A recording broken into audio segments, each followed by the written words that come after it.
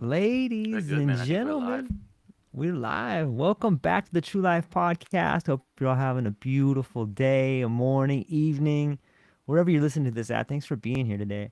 Got an amazing guest, a philosopher, psychonaut, individual who's really found a way to make the best of their life through adversity, through tragedy, through joy and love. The one and only Adam Butler. Adam, thanks for being here today, man. How are you? I'm excited. Thanks for having me back. You are one of the individuals that I always get excited to talk about. So, well, talk with, I should say. Yeah, So, man. yeah, excited to get into this.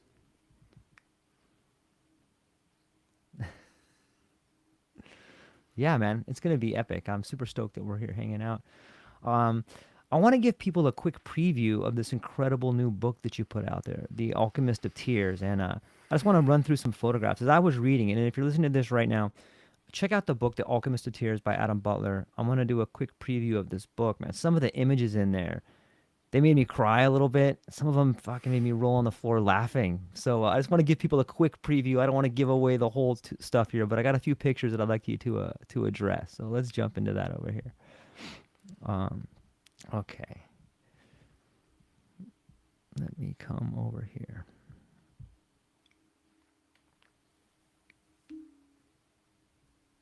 All right. So as I'm checking this out, Adam, maybe you can set this up. How did this book kind of come about? Maybe you can tell me like what inspired it or what's going on here.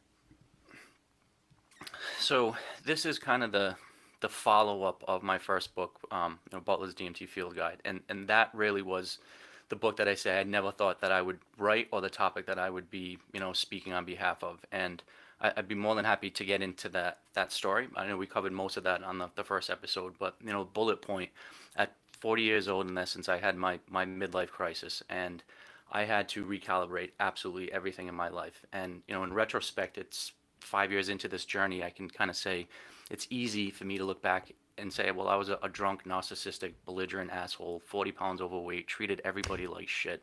I lost multiple relationships, quit or got fired from multiple high paying jobs. I threatened to kill a man. I lost everything. And part of my regrowth journey or transformational journey was I went deep into psychedelic shrooms for several months and really did that inner shadow work. And then I started getting into DMT, which opened up just an expansive way of thinking and kind of elevated consciousness. Then that led to basically me spending a year and a half living out of my car, living on the road. I went to 40 plus states, and there's a picture in there of my roadmap from 2022 where I just said fuck it and peaced out. And on a Sunday night, I got into a fight with that gentleman who I mentioned I threatened to kill, and I can get into the details of it. And again, in retrospect, if I were to meet him again, I'd shake his hand and ask for forgiveness. These are all things that in that time I was really triggered. But that happened on a Sunday night. Monday morning, I woke up with a backpack and said, I'm driving to California to hug a redwood tree. And that was my only plan. And then basically these pictures, and not that they're all from that year and a half period, but Right. a lot of these pictures were taken, when I was on the road for those transformative times. And then I asterisked it with, I came back, I wrote the DMT Field Guide. That was 3 years ago now. I've been on 70 plus podcasts. The book is doing great. I've had all of these expensive things happen. I've gone to the Monroe Institute, Darkness Retreat, all that crap, right? Thinking that, all right, well, I'm beyond kind of the real trauma of my life, so to speak. And then pretty much just, and this book just came out 2 weeks ago. A month ago is when I had just a whole crumbling of my life of trauma. And I'll pass it over to you after this, but after pretty much this book was published, created, fabricated in less than a week. I didn't sleep. I cried buckets and buckets of tears, and this truly is the alchemization of a bunch of crap that I really, really never thought I would be dealing with after writing the book that I never thought I'd be dealing with. So yeah, this is like a, cherry on top of the cherry. All right. Let me flip this right over here. Man, there's so much in there, and I want to get into some.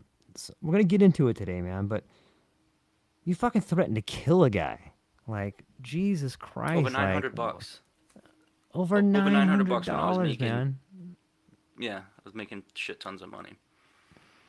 But And so it was, well, and here's this yeah, go kind of ahead. dichotomy of it.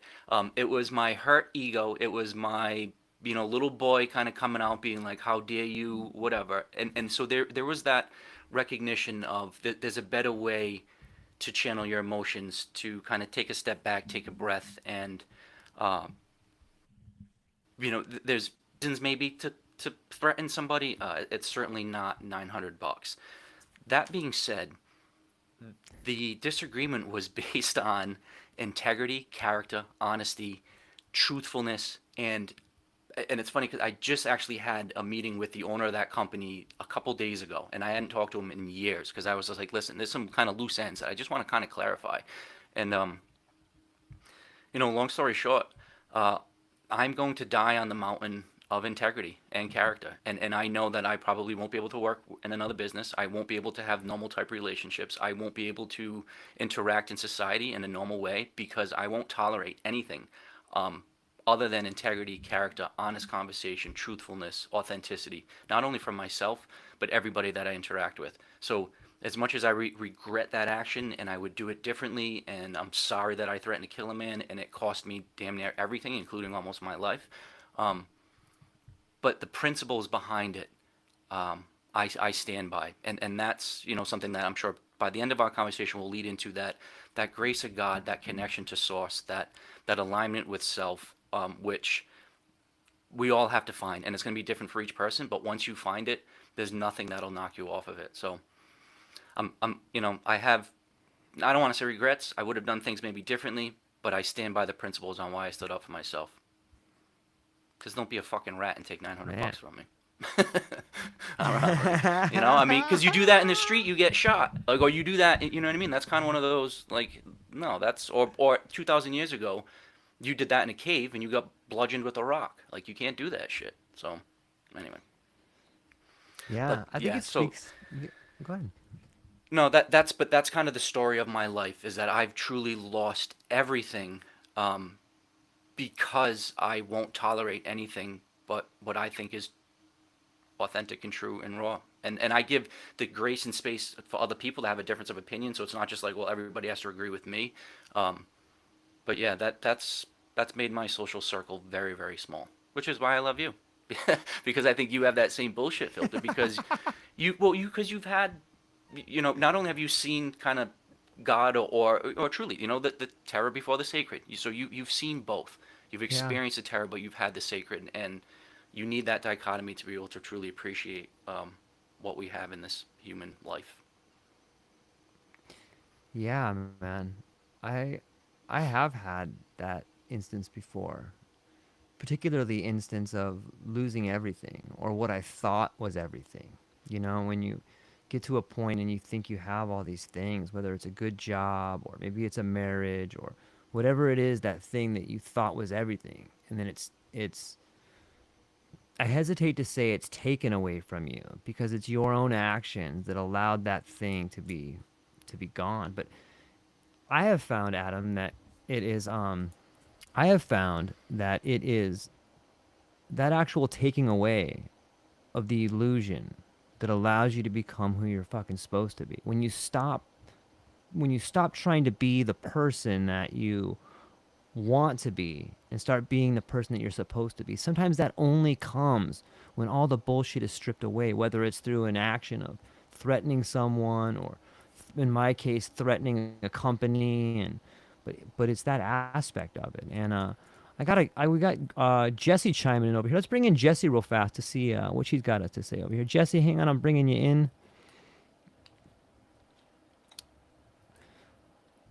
Let's see.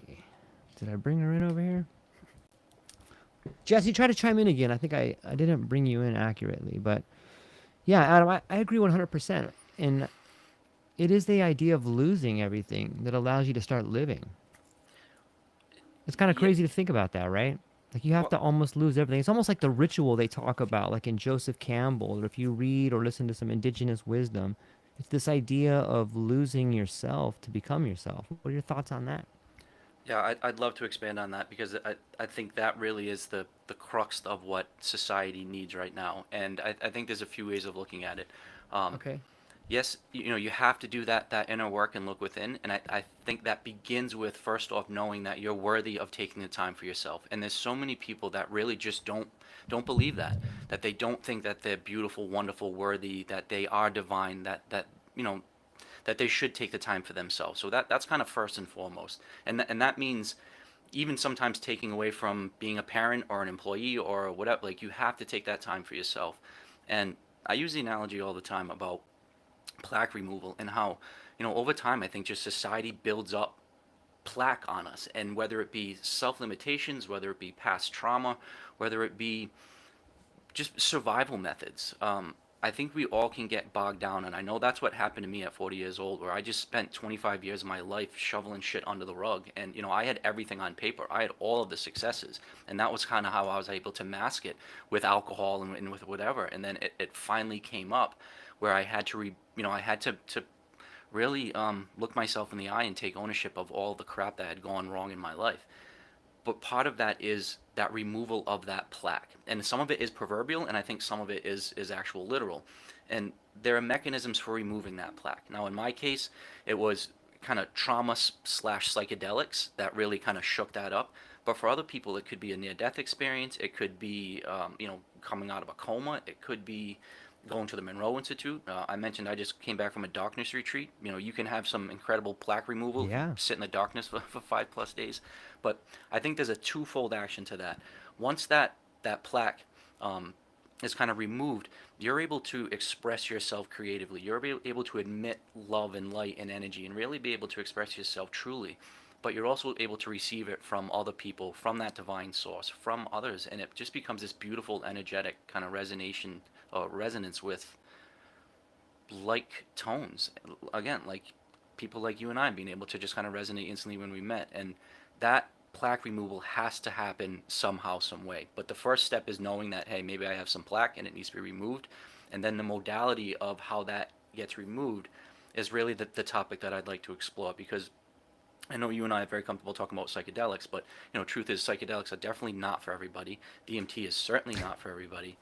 But achieving your potential, knowing that you're more than your human body, knowing that there is this kind of divine grace out there to tap into, that is for everybody. And that's why I was really happy to listen to the episode with Dr. Susie Ross, who you just kind of, on past, because She's she great. recounts this beautiful story of walking in the mountains with a group of kids, and all of a sudden she had this transcendent, transformational, enlightening experience where she basically tapped into to God. And you'd hear that experience, and unless you've had it, you'd be like, what is she talking about? Like, that is so far fetched to the person that hasn't experienced it. Or when I talk about going deep into these DMT spaces, and again, I'm really excited to recount a story that I had recently where I really did interact with God, and I can explain it in I think a beautiful way that is similar to hers. But there's so many other ways of, or so many other, and you've had them on your show, of people sharing very similar stories of tapping into something greater than themselves, and then realizing that once you tap into that's always there. And you saw the sparkle in her eye when she was talking about that epiphany moment where I was like, like, yes, this is Yeah. what my PhD is going to be, and I'm going to dedicate my life. And I've been asked recently multiple times, like, kind of, what is your purpose, or why are you doing this, or and I'm starting a nonprofit, so I'm starting conversations with a lot of groups of people about what my intentions are. And it's so clear cut and so easy, and it's like I almost want to like vomit it out before they even finish the question. And it's just like, I just want to help people suffering with mental health illness and suicide ideation. I just want to help the people that were in the dark, shitty places that I was. And a really awesome part of my story that I didn't even think would happen was when I wrote this book, and I have a chapter in there about transcendental sex, art, and science, and I talk about all of these kind of, you know, awesome interactions with DMT entities. And there is some sensationalized stories there that I love to get into. And I that is a beautiful aspect of doing psychedelics. And um, let's not negate the beauty of it. That being said, what's happened over the past few years are I have not turned into the DMT specialist guy. There are people like that. There's the Rick Strassmans and the Andrew Gallimores and the Hamilton Morris. No, and even like my buddy Danny Gola, he's done DMT thousands of times. Like, Yeah, that guy's those awesome. those are, I don't want to say the experts, but they've done it way more than I. What I've really leaned into over the past years, and really probably over the past like 6 months, is being this authentic vessel for people to be seen, to be heard, to be felt, to be loved, to be truly interacted with as a human when they haven't been getting that from society. And I'm not saying this in a bragging way. If anything, I'm saying this because if people think that their voice isn't important, or that they can't write a book, or they shouldn't do a podcast, or they shouldn't write an article, yes, yes, yes, and yes, you should. Because I know I'm not the greatest author, or my words are the most poetic, but I have dozens and dozens, if not now maybe 100 or more, of emails, heartfelt phone calls, voice messages from people saying, Adam, your words truly helped me not kill myself. Like, I woke up and today was gonna be my last day, and I asked for a message, and your podcast came on, or I read something and it hit me perfect. Or in my case, I resonate a lot with alcoholics. I'm 5 years sober from alcohol. Um, a lot of middle-aged men have lost everything because of alcohol. I'm able to talk to these guys in a way that really is helpful, and that shifted my entire kind of writing style, what I plan on doing.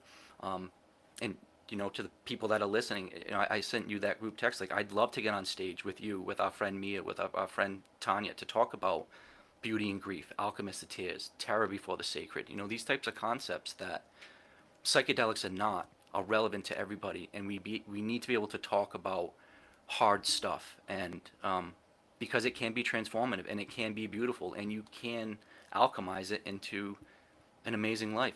Not an amazing life without bullshit and crap going wrong and people screwing you over. That will happen. It's how you interact with it. And uh, in my case, I turned from being so uncomfortable in my own skin that I wanted to not only off myself but kind of take out society with me, to now I'm so comfortable in my own skin. I don't want to be anywhere else exactly with where I am right now. And every day is full of goosebumps, elated bliss, connection with Source, and interactions with incredibly awesome people. And I only do what I want to do. Now, that may sound kind of like childish and like, well, good for you. But everybody can do that, because you just don't tolerate shit in your life. And it's so liberating and so freeing. And that's the message I really want to share. Nice. We got some people chiming in, talking about the purpose of life. Let me ask you this though, Adam. Like, are you sure you want to do that? Like, getting that many phone calls from people that are thinking about suicide. That's a pretty big rap to put on yourself, man. Like, Yeah, it that is is. no joke. When you start having people call you and say things like, "Hey, man, you saved my life," or "Hey, man, I was thinking about killing myself." And I can see how that could be welcoming and inspiring, and you could be grateful for that. But what about the responsibility of that? Like, how do you hold the responsibility of 100 people calling you and saying, "Thanks, man. I thought I was going to take my life." Like that. That seems like it could be a slippery slope to me, man. How do you deal with that? Humbly, um, carefully, and maybe in my life I've lost everything in my life, so I have nothing else. Like, I don't have a wife, I don't have a family, I don't have a kids, I don't have really a job anymore. I don't like I live still kind of out of my car and in my parents' basement, and so I've truly I've dedicated my life to this because I've and it's not like because I've got nothing else, but it's this I'm in a unique position where I can dedicate my time and energy, and I'm not taking away from other people. That being said, um, my plan is not my plan.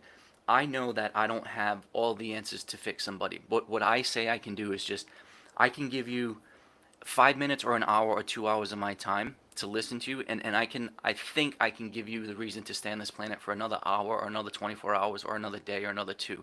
And in that time, I have references that I can share. So I've got a large, really, actually, I say a large, how I said my social circle has been minimized. The people in it are the type of people that can help. So I've got personal friends that offer their cell phone 24/7 to reach out to people, and whether they be the Hispanic brown skinned middleman, or whether they be the pretty middle aged woman, or whether they be the old 70-year-old man, or whether they be the college kid. I've got people in my social circle that can help all of those groups. And then more importantly, it's connecting to the dots to the right people. It's not, hey, I think I can fix it all. It's more importantly, I'll listen.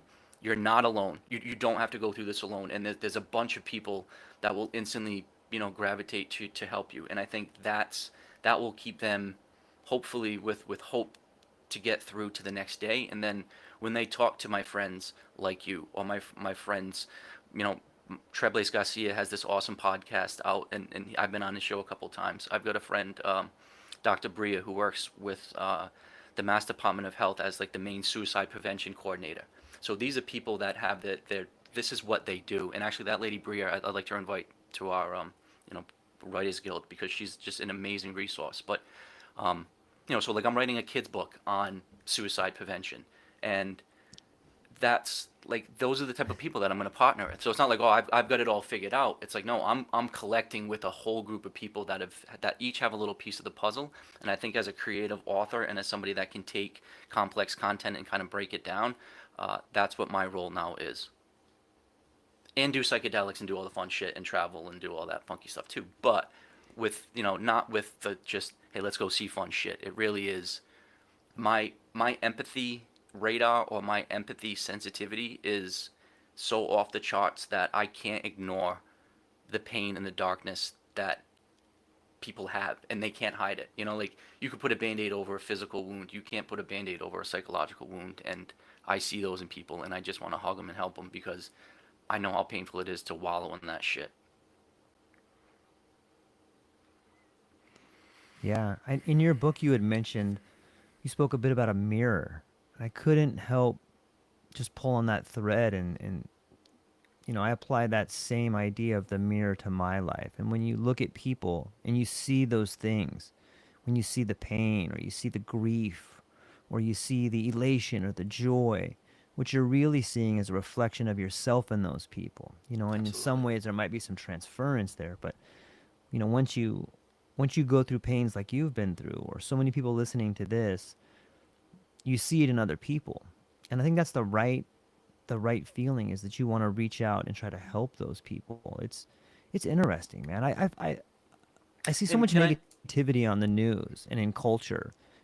Yeah, go ahead. I was gonna say it was so easy for me too to judge, and I mentioned that kind of bullet pointed in the DMT field guide how I really I was the rich white educated kid from New England that had everything. I got gifted a big sum of money to start businesses. I had all of the advantages, and it's not to say that I would walk through society and judge people or think people were lesser than, but I always had this air of arrogance or cockiness to be like, well, I'm making 200 grand, I own all of this, and I'm with the hot woman, and and I just had this very really false sense of self insecurity, and in a heartbeat, all of that got taken away, and up until even just a couple months ago, I thought I had security again, and that all got taken away.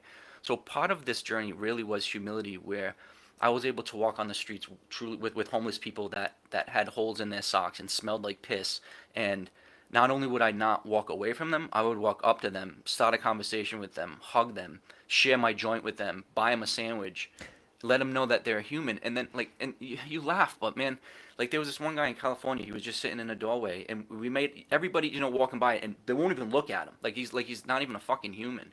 And so I stop and say, hello, how are you? We have this short little interchange, and I just said, oh, I love you, brother, and I walked away.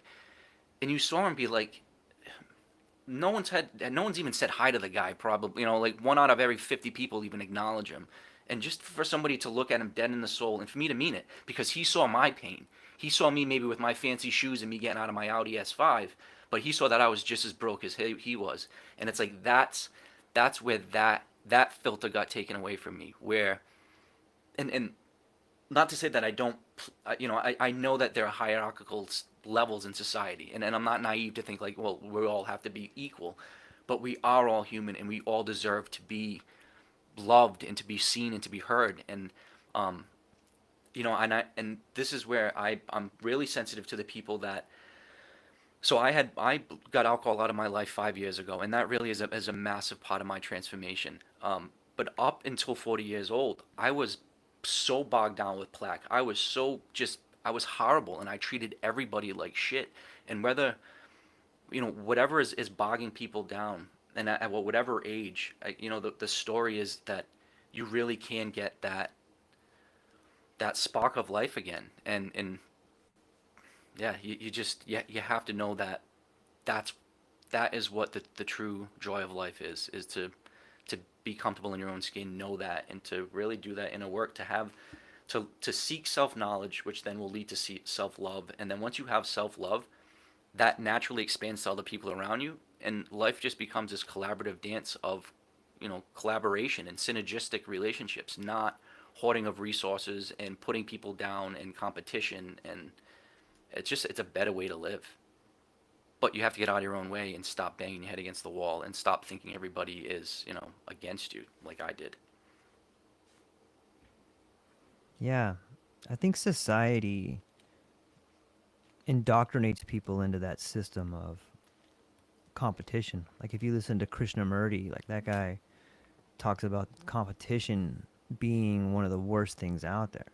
But it's difficult for me to understand because, I have a drive to be the best. Like I want to dominate, and like I want to be the best at some things. And that gets in the way of my relationship sometimes. So on some level, we do need that drive though, don't we? And like I realize there's a line you don't want to cross. Like you don't want to be the the guy that just shits on everybody and sees people as numbers and stuff like that. But how do you balance that? Like, how do you maintain that drive of becoming the best person you can possibly be and getting rid of competition? Is there a way to do that, or do they live synergistically? How does that work, you think?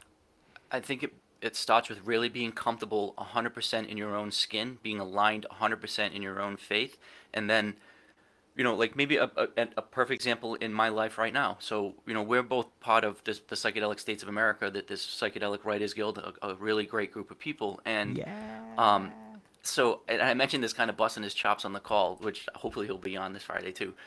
Noah Daly, how he's editing Oh my yeah. articles, right? So I consider myself a really good author. I've sold thousands of copies, 15 countries. Like my work is what I think Yeah. I'm a good author. But it's a different writing style from being a book author, from being an article writer, and from being like short form, pointed. And that's what he's an expert in. Like he went to college for that. That's what he has his degree in. He's got published articles all over the place. Like he really is the person that I should be able to take constructive criticism from. And the first article I got back, it had like 200 edits. I'm like, what the fuck? My first book didn't have that many. So I gave it back with the edits. Then it came back with like 100 edits. And I'm like, well, all right. And then it came back with like 50 edits. And then the second article, which is coming out next week, is kind of like the same thing. But throughout the whole process, every comment he made was dead on right. There was no condescending. It was only trying to make my work better. Um, and it was that kind of collaborative effort where, like, do I want to be the best writer? Yes, and but you're an author and you write books. So do I consider you competition? No, I consider you, if anything, if I give my work to you, you can edit it, you can give me feedback, we can work collaboratively. Maybe you can write a prologue for my book, I can write a prologue for your book. Um, there is no competition in my space because no one can be Adam Butler. And I think maybe that's part of the message too about being comfortable in your own skin, where so many people are trying to be like the second best somebody else, whatever, the second Taylor Swift, or the second best, whatever, Tom Right. Brady, or like in my case, again, I am not going to be the Rick Strassman or the Andrew Gallimores or the Danny Golders. They don't have, but they're not going to have my story with my colorful history. And not to say, like, I hate to tell you, but like, put my narrative against like anybody in that block, and I only share I'm sharing like the iceberg. I mean, the tip of my iceberg. When I tell you, like, there's so much more depth and weirdness under even the shit that I share, where it's like, cool, I'll take my story because I've got a lot going on that I don't need to try to act like them. So, and even with, and part of the story, and we'll get into this. So I just got out of a 4 year relationship, and that's part of the alchemizing of tears, and that was a horrible thing. I mean, I truly lost my best friend and all of that shit. But now being back into kind of like the single life and being in the dating scene, I know that 99% of the women I am not for. Like, I am not the guy that you're going to marry, have kids with. You definitely don't want to take me home to your parents. I don't, like, I'm living in my parents' basement. I have no money to share with you. I'm not the guy that's going to buy you fancy shit. Like, and that's not me, ragging on myself, but I know for that 1% of the, like, I am the perfect woman. I have the intellectual curiosity. I've got the background. I like, and whatever. Not, and I'm not going to try to be like, oh, look at what I got here. But I don't feel like there's competition. I feel like the person that will see me for who I really am will think I'm fucking awesome because I am, and I will only be with them if I think they're awesome because they are. And that's That's where it's not like, oh, that guy has bigger muscles than me, or he's a tall, handsome Abercrombie model, or fuck, I'm 46 and got a white beard and he's 32 and jacked. It doesn't matter because the person that's looking for me will find me and be like, that's it. And and it's easy for me to say, well, like, how do you see perfection like that, or how do you think somebody would see me like that? Well, and this is where I love your story. It's the way you told me you look at small children or babies, and especially after some of the shit that you went through, not the shit, um, some of the beauty that made your transformation happen. Where it's like you look at every child and there's just divine perfection. You look at a flower, you look at nature, you look at bugs, you look at um, and I have this awesome story about how the last time I went to the airport, I locked eyes for like 10 minutes with this six month old little chubby baby boy, and it was to the point where his dad was holding him, and every time his dad tried to move, like the kids, like the head would swivel. So then his mom tried to get in front, and like then like it happened for so long where then it started talking to the dad, then the mom, then the little sister, and I just felt so privileged and so honored that that little boy at 6 months old saw my divine connection to God, and he saw me in my perfection as this funny, gnarly, tattooed, bearded guy sitting next to him in the airport, and I saw in him that divine connection. He was still so close to source, and it was fucking awesome. And I think this is where, again, a practical application of what it means to go through what I'm talking about. I would bet. So there was a mom, dad, like an 8-year old sister, and then this little baby boy. Most people would be like, "Oh, I hope they don't sit next to me. That kid's probably gonna cry, or what the fuck? They've got a carriage next to him, or maybe the kid's gonna smell like shit, or he's gonna puke, or like most people would be like, a family with a little kid."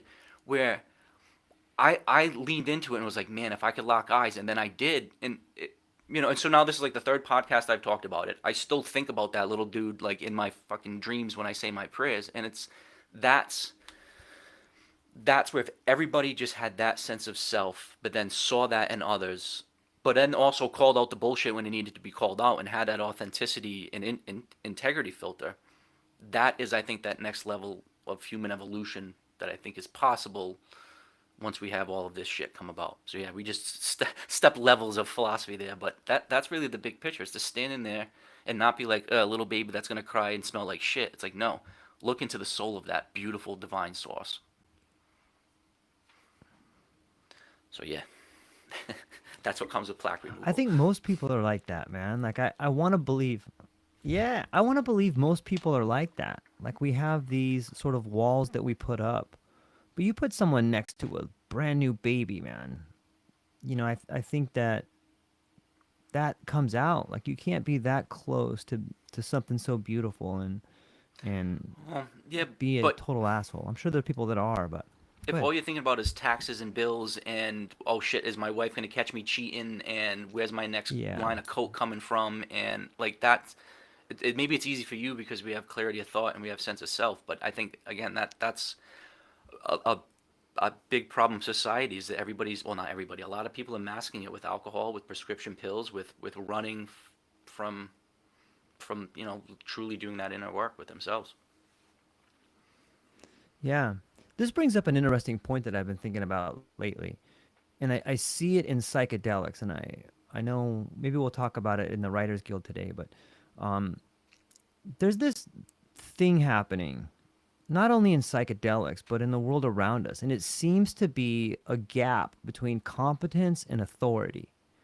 You know what I mean by that? Like sometimes the in the natural world, the most competent person is often the leader. But when you look at the world of structure, like business or education, it's not always the case. A lot of the times there's people that are authority that are not that competent. They don't have the experience. For you, for me, for so many people we know that have built a real lasting relationship with psychedelics, they're really, really competent. But it seems the people pushing to be authority figures, like there's lots of people in psychedelics that never even done psychedelics. What are your thoughts on that competence versus authority gap in the world of psychedelics? And I think maybe we have to put in morality, or the concept of morality, because I know that's a personal concept and it will be different for Okay. each, but I think maybe that ties in that concept of some sort of universal truth, or some sort of like, hey, there should be something we should be all be able to agree upon. But Yeah, I think that that's a problem of society at whole, is that Yeah, people get rewarded for being pieces of shit. Like, I mean, I hate to say it. Like, well, people they get do. rewarded for stealing, lying, cheating, for deceiving, or, and maybe not even, and this is where, as I have like trust crossed out of my hand, and how I just like, I again said how I had my heart broke from getting out of a 4 year relationship, and how I just met with the boss a couple of days ago, who fired me from 2 years ago, and I can say that all kind of with a straight, like, not mad at him and not crying because of her, because I give people the space to change their opinion, or for them to be able to move or shift or have a dynamic thought, or for something in their life to kind of move, or whatever. But um, yeah, unfortunately, people society rewards what I would consider negative or dark, or shitty behavior, and it leads to, again, the conversation I just had with that gentleman. So who owned the company. So it was 50-50 owners of the company that I work for. One of those owners is the one that screwed me over. So I was talking to the other side of the owner to kind of be like, hit, just again, am I missing something? And it really came back to, no, you weren't missing something. He did steal from you, and I did actually get compensated for what I was thought stolen from me. But this guy's advice to me, and it's honest advice. So he's still a family friend. I really feel as though he has my best interest in line. Like, I don't think he was, trying to fluff me up. But he's a hardened businessman, multimillionaire, owns multiple businesses, and that's when he was just like, Adam, society is not ready for somebody that will be 100% authentic, honest, and true, and integrity, and all of that. And pretty much he was like, you need to make the decision of, you will be continue to be ostracized and continue to be the black sheep, and you'll kind of have to walk this lone wolf path, if that is what you are going to once again bear your flag on, if you truly are going to be this guy.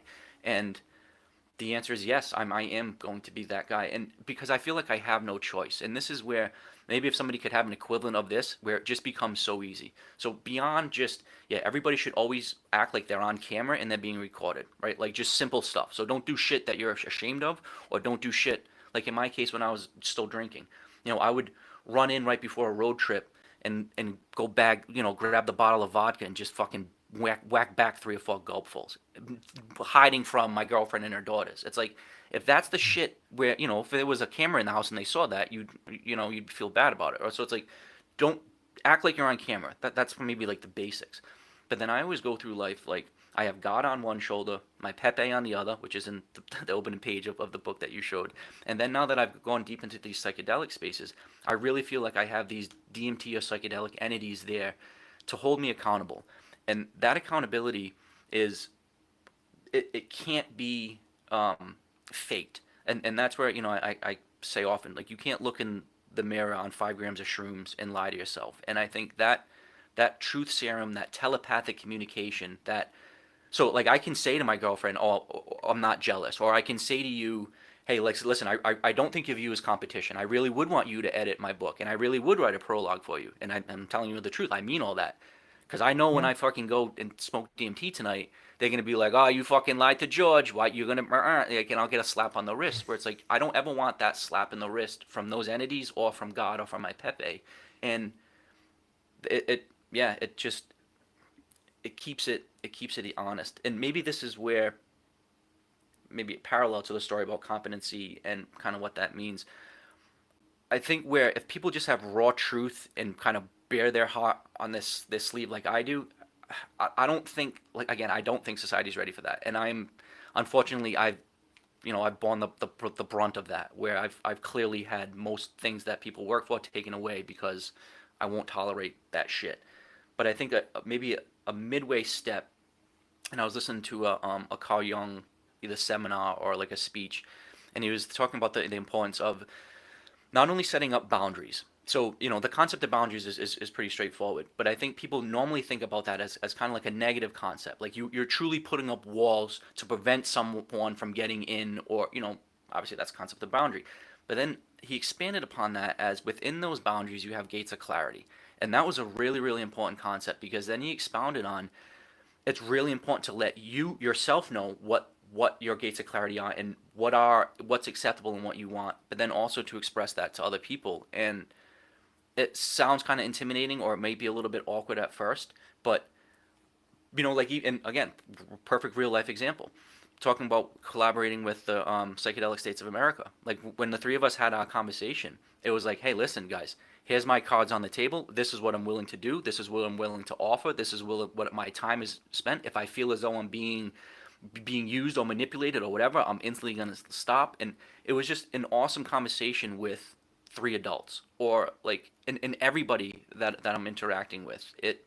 It's so refreshing to say, and apply that now even to my dating scene, or like, hey, listen, this is what my boundaries are. Like, I'm not getting married. I don't want kids. I don't want any of that shit. But then here are my gates of clarity. What I'd like to do is we can go on vacations. We can go to New Hampshire for 2 days. We can go to the psychedelic event in New York. We can, it's like, so I think it's really important in every aspect of life for everybody to have their boundaries, whether it be in personal relationships, work relationships, with themselves, with their diet, with their health, with all of that. Um, but again, most people don't take the time to do that, or wouldn't even know how to begin to even start that process of inner reflection. And that's where I think that the theme of your guest and your podcast and what we've been talking about is, I think, the big picture way beyond just psychedelics. It brings up, it makes me question. There seems to be sort of a dichotomy between like empathy and boundaries, at least for me. A lot of the times when I see people that I think are really assholes, I think like maybe they're just living their truth. Like, I don't know their story. And you know what I mean? Like maybe, and they have a reason. People aren't just assholes to be assholes. People are assholes. They have a reason. Might not be a very good reason, but they have their reason and they're living their truth through it. So how do you establish that? Like if you see the homeless guy and you're like, dude, this guy, no one's even said hi to this guy in like 6 years, or this guy's obviously going through some shit. I want to empathize with him. But what if that guy's just a piece of shit? Maybe he's down and Yes. out because he deserves to be down and out. Right. Like how do you figure Right. that out? No, so again, I'm not naive to think there's this like utopia out there where everybody is perfect. So there are some piece of shit scumbags that need to be wiped off the planet, and I'll be perfectly blunt with that. And I feel like, and I'm the guy that could run that truth. No, but I mean there are certain things that, like, if you steal a I loaf of know. bread I know. to feed your family, whatever, that's acceptable. If you do some of Right. this like Epstein Isle type shit, like there's no coming back from that. Like there's no lapse of judgment where we're gonna do Agreed. some of that Agreed. shit, where it's like, no, your DNA needs to be fucking wiped off. And again, so that's not like all love and light and look, Adam's like, not gonna harm a fly. If you're a piece of shit, throw me at him. That being said, and this is where, I love it. well, because I'm sensitive to the asshole. I'm sensitive to the jerk. I'm sensitive to, and this is where Right. I can share a little bit of my personal story, and then, with permission, and I'll ask him, but I'm asking him right now, and to share a little bit of my dad's story and my personal family story, because it's dark, it's nasty, and it's fucking horrible, but it comes with, I think, an answer to your question that hopefully I can help the assholes, like, because there's plenty of assholes out there, and then maybe help the people that are dealing with assholes. So I truly was the biggest douchebag asshole that there was. And in my story, I'd mentioned how I got a restraining order against me. So I got a knock on my door from a constable saying, you need to leave this house. You need to leave everything. That woman did everything she could have. And if I've ever met her again, I would beg for her forgiveness. And if she spit in my face, I would take it and say, I'm sorry. That was one of four women that I fucked over and yelled at and was an asshole to. Now, I never raised my hand to anybody. I've never been in a fight. I've never hit a man. So I've certainly never hit a woman. But I was spatially aggressive, verbally aggressive, abusive. I mean, these are terms that suck for me to fucking say. But not only to these beautiful women who were truly 10 out of 10, gorgeous, successful. Any guy would be happy to have any of these women that I dated. Not only them, but their kids, and then their kids' friends. And so, like, I was this dark, nasty, horrible force that ruined fucking everything. I wasn't in my niece's lives, so that book that you mentioned, The Alchemist of Tears, how it's dedicated to Juliana. Um, Right. I wasn't even part of her life at all up until 5 years ago, because I was so just a narcissistic, belligerent asshole who was so focused on money, things, material wealth, all of that crap. And I say all that because I was so fucking bad and nasty. And not to say now that I'm some enlightened soul that's perfect. I am still a human. I have warts. I have scars. I have a lot of shit that I'm digging myself out of. But the nasty, dark parts of myself are 180 degrees different, and I will never raise my voice to another woman. I will never point my fucking finger at another person. I will never threaten to kill another man unless it's really needed. Um, I will not. I'm such a, even just my demeanor, my talk, my everything is so different from what I was 40 years ago. So I give people the space. And for me, and I'm not just saying, well, it was just 100% alcohol. But in my case, I was a horrible alcoholic. I've been drinking since I was 12 years old. I drank every day, all day. But because I was making so much money and I was successful and I had all the stuff and the three-story Victorian house and it was all I could always hide it. Well, so again, 5 years ago I stopped drinking. A little shortly after that, I had my psychedelic epiphany transformation, and this is all. So again, this is all relatively new to me. This whole writing career, that everything is all new, new, new. Part of me drinking or stopping drinking and then having all this shit happen is I moved back into my parents' house. Now my father is was a horrible alcoholic, generational alcoholic. So I learned it from him. He learned it from his dad. From his dad, my father's brothers and sisters, alcoholics. My sister, it's a horrible fucking generational thing, right?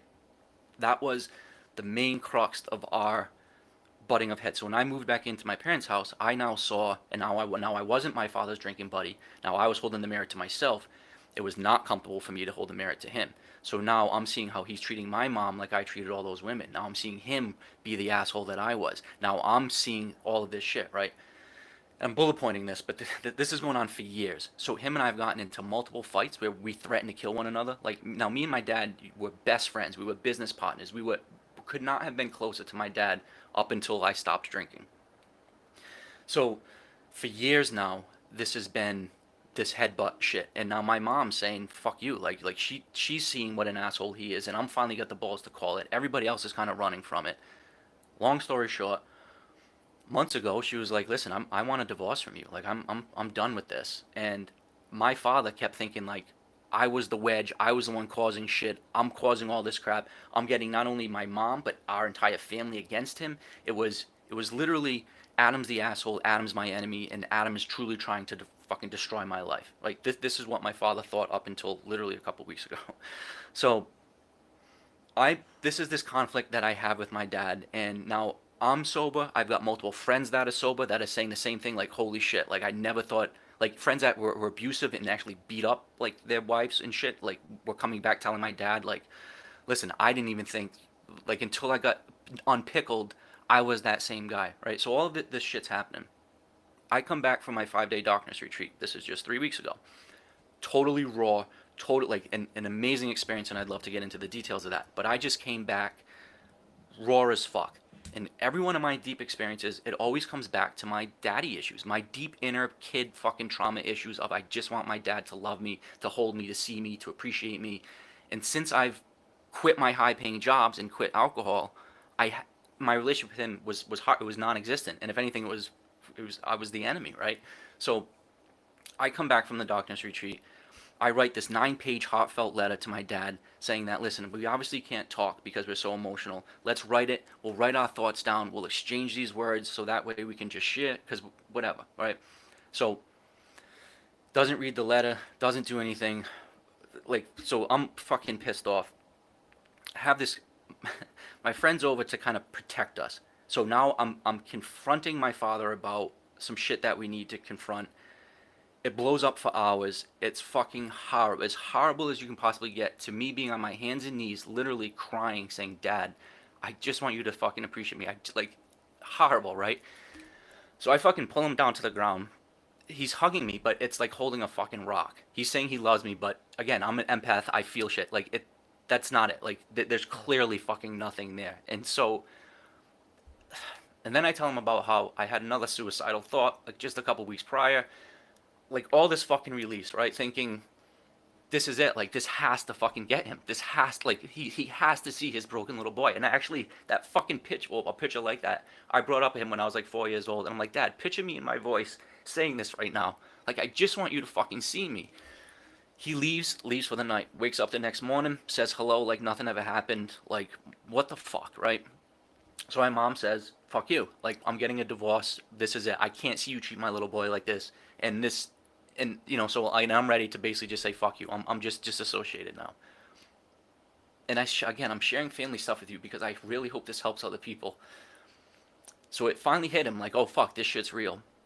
He has a complete mental breakdown, like complete snap. So I've had multiple ones of those, and it's horrible. So he starts hyperventilating. He can't breathe. He's literally fucking. He's shaking. He's flipping out.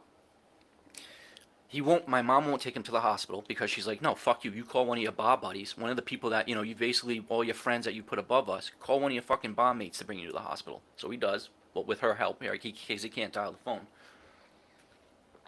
Bar mate comes, picks him up, brings him to the VA hospital. He goes into a psych ward for fucking 7 days, like bad psych ward, like blocked in, like people licking the walls type shit, like that type psych ward. He calls me 2 days in, leaves a message, and you could tell it's still wicked deflective. Like I'm still the enemy. Like fuck you, Adam. I'm sorry. I love you. It's so fucking cool. Like nothing there, right? So I'm like, fuck you. 2 days later, leaves another message, completely different. Like something happened. Like something. He had this shift that and that's that epiphany moment. Whether it be the alcohol saying I'm done, or whether that be that coming to God moment that Susie had. Something happened where he switched. So, but I still didn't answer the phone call, and I didn't answer. 2 days later, he leaves another call. I still don't answer. He leaves another message. I still now again I'm feeling this is heartfelt. Something's changed. But he's checked himself in, so he can technically check himself out. So a week later, and now my mom's been going to talk to him. He knows that there's a divorce. Me and my mom are getting our own apartment. Like all this crazy shit's going down. Well, I pull in from meeting up with that boss who I told you I talked to. So I already have this 3 hour like emotional talk with this guy. All this crazy shit goes down. I come in and now I know that my father's home. I have no idea what's gonna happen. Are we gonna punch each other? Is he gonna attack me and say fuck you? Like you caused all of this shit? Or and what happened was I walked in and I just saw the back of his head. So he was sitting in the living room. Completely different energy, completely different aura, completely different man just from the back of his head. Completely fucking different. He gets up, he looks at me, completely different man. Again, we embrace each other for minutes. The best hug that I've ever had with another man ever. He's in my ear saying, Adam, I love you so much, I'm sorry. I'm telling him the same thing, being like, what the fuck, this is what I want to do to you. We hold each other for fucking minutes. That night we do it again multiple times. This is just a couple fucking days ago. Like this is all brand new to me, right? So I say that because that night we had multiple other talks. He's taking full accountability for what he needs to do. He's never drinking again. He knows that whatever. He had 15 people for him, not against him. He knows that me and my niece were for him, not against him. All of this shit. The next morning we woke up. He was brushing his teeth, and I just went in and I hugged him while he was brushing his teeth. And I thought he had actually spit out the toothpaste, and he didn't. He had it in his mouth, and we hugged each other for fucking minutes. So not that like that's some big thing for a man to do, which is hold toothpaste on his mouth. But for my dad, he up until that, he wouldn't even look me in the eye, let alone hug me, let alone hold toothpaste in his mouth. Where when I went there and held him, he was like, I would have held him for hours. Like he would not have spit that toothpaste out for anything because of what he went through. And I share that because I had my change at 40, and I'm going to spend the rest of my life making up for that, which is ultimately to those women and those kids, but also to society, to remove some of the plaque and shit. This man is 73, and he had a change at 73 and it's not some fake shit. This is real. We're writing each other notes. I tell him I love him we hug each other multiple times. We are now each other's assets again. Excuse me. And, Yeah. So it can happen. Like that change can happen. Now, what's going to come of it? Are my parents going to stay together? Are they going to? No, there's going to be a new life moving on. But man, you can get out of your own fucking way. You can stop being an asshole. You can stop being a dick. And as much as he was an ass, like I was that times 100. As much of a monster as he was to my mom, I was that times 100, but times to 4 women. And now, that was one of the biggest keys that I needed fixed. And that was my big daddy issue. I was like, Dad, you have the fucking key to my psychological wounds. Like all you need to do is fucking hold me. All you need to do is hug me. All you need to do is see me. So for the past 3 days, 4 days, I feel held, I feel seen, I feel loved, I feel heard. But so does he. And now he knows that he has me, this powerful asset, to help him through now, which is going to be the most challenging part of his life. Now he's going to redo his whole life at fucking 74 years old. But he has me as an asset. So that I give everybody again the space, the grace, the time that if they're 50 and still an asshole and an alcoholic, or 60 and still an asshole. So to your point, what about those assholes? All right, well if you're a pedophiliac rapist who's a fucking scumbag, again, let's take him off the planet. If you were just if you were a narcissistic, belligerent asshole who was so caught up in his own shit, I guess I have a soft spot for that because I was that. And then my father now is going to be a perfect example. And not to necessarily say, even though he said he would, that he's going to come up on stage with me or be part of my podcast or part of whatever. But now he is going to be a shining example of what it means to own up, look in the mirror, stop fucking running from shit. And for the first time, he's able to say, "I'm an alcoholic." Now, like that's not a dirty word. That means you have an unhealthy relationship with alcohol. That doesn't mean you're a failure. That doesn't mean you're a piece of shit. That doesn't mean any of that. But for 73 years, he couldn't say that word. But now it's like, oh, cool. Like, that's like me saying, like, being embarrassed that I'm a psychedelic philosopher. I love psychedelics. I lean into that. Like, he couldn't. So, there's that. And that's what led to, I think, a powerful story that with this emotion, if somebody could share what I'm going to share next, that's the same thing that Susie Ross shared. That's the same thing that you said you've experienced. That's the sparkle in the eye that is accessible to everybody. And that's the story I'd like to share with you next. But I know I've been talking for a while, so do you want me to hand it back to you? Man, first off, thank you, man. Yeah, that's the first time I've ever fucking shared that like that, or been this much of a fucking mess. But it's important to share, and I think this is the podcast to do it. Man, I appreciate it. I think everybody that listens to this will feel it, man. I know I did. It's fucking beautiful. It also speaks to the power of courage and not giving up on people, man. I think that's something that this whole story underscores, is never giving up on becoming the very best version of yourself, or never giving up on what you truly love. Well, and staying aligned to that integrity and character. So like I knew that I Yeah. had that as my truth, and if I could just get my father to see that. So now, and again, maybe sad, but like now, like you told me the other day, he's like, I stood over my mom and watched her sleep and thought about how beautiful she was. Like he went through all the to-do lists and got all the shit done. And he's not trying to make up for it, to be like, oh, please be back with me and don't leave me. Not at Right. all. He's doing it to show that he really appreciates her and understands what she's been through and is just trying to do whatever he can to make good on it. And like that's like I applaud him for his strength and I applaud him for what he's going through. And but his life is going to be better from it, and he knows that. So now he knows, one, his wife, his son, his granddaughters, they're not his enemies. So wow, now you realize you have a cast of characters to help you, not fucking hurt you. And he realizes that, yeah, wow, you're an asshole. So like even me, like you see how sensitive I am and how much like I like people. But you know how painful it is for me to know that I was the darkest piece of shit asshole pretty much in every room, in every, like almost in the fucking state wherever I was. Like that's a hard thing to fucking to bear. Okay, let me ask you this. But Let me stop. Like, what do you do with that? Like, you how alchemize it. long do you hold that? Yeah, well, exactly. How do you do that? Like, it sounds to me on some level like you can't ever let go of that. Well, so this is where that inner work with shrooms really helped me. Was I was so up until I took ownership of myself, I was always looking for some sort of external solution to my internal problems. It was always, Right. well, that asshole, that woman, that whatever. Right. Or if I had more money or more Yep. stuff or more, Yep. it was always outside. And even, and I mentioned this how I had a therapist and I was paying him, $240 an hour, and he was this highly educated older man who really could have helped me. But I would go in there and I wouldn't lie, but I would manipulate the story to make it sound like I was Of so course. intellectually advanced and I was so superior, and Right. just the society wouldn't get me because of, and I would get him to kind of be like, oh yeah, kind of feel bad for Adam, you're just this great guy. And it's like, no, I should have went in there and said, no, I'm a drunk asshole. I lied to everybody about my drinking. I treat everybody like shit. And gee, I wonder why all my relationships suck. But it's like, but if he would have said that, or if somebody else would have said that, I would have gotten pissed off, belligerent, and probably got aggressive. Where with shrooms, it was the first time that myself told me those things. Myself looked me dead in the eye and was just like, Adam, you want to hear the truth?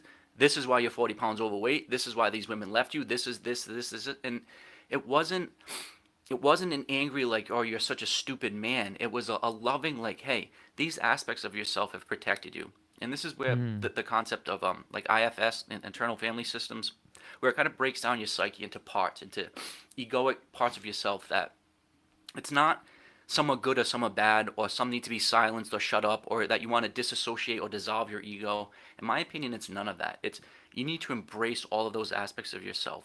And my first several months of psychedelics was really deep, deep inner shadow work with shrooms, where I went not necessarily every day, but I was going multiple times a week, really, really deep. And it was tough. It was painful. I had to really Yeah. relive a lot of the pain and trauma. Yep.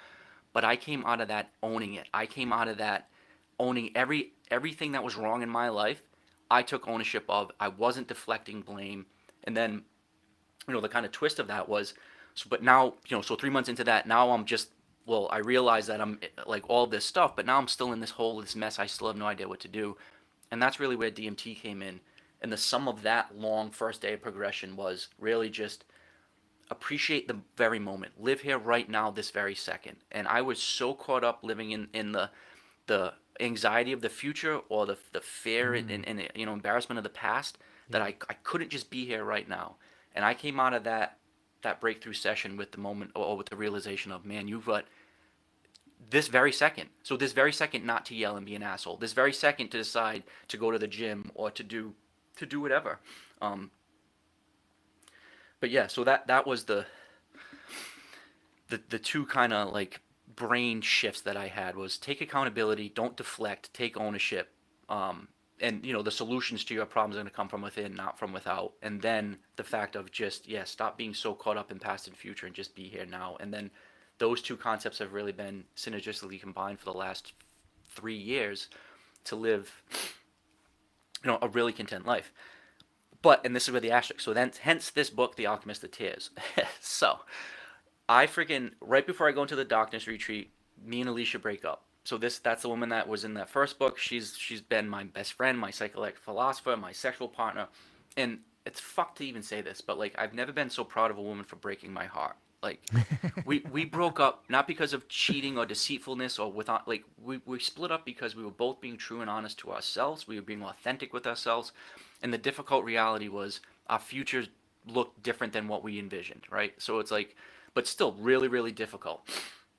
So I have that going right into the darkness retreat. I come out, and then I have this whole episode with my dad.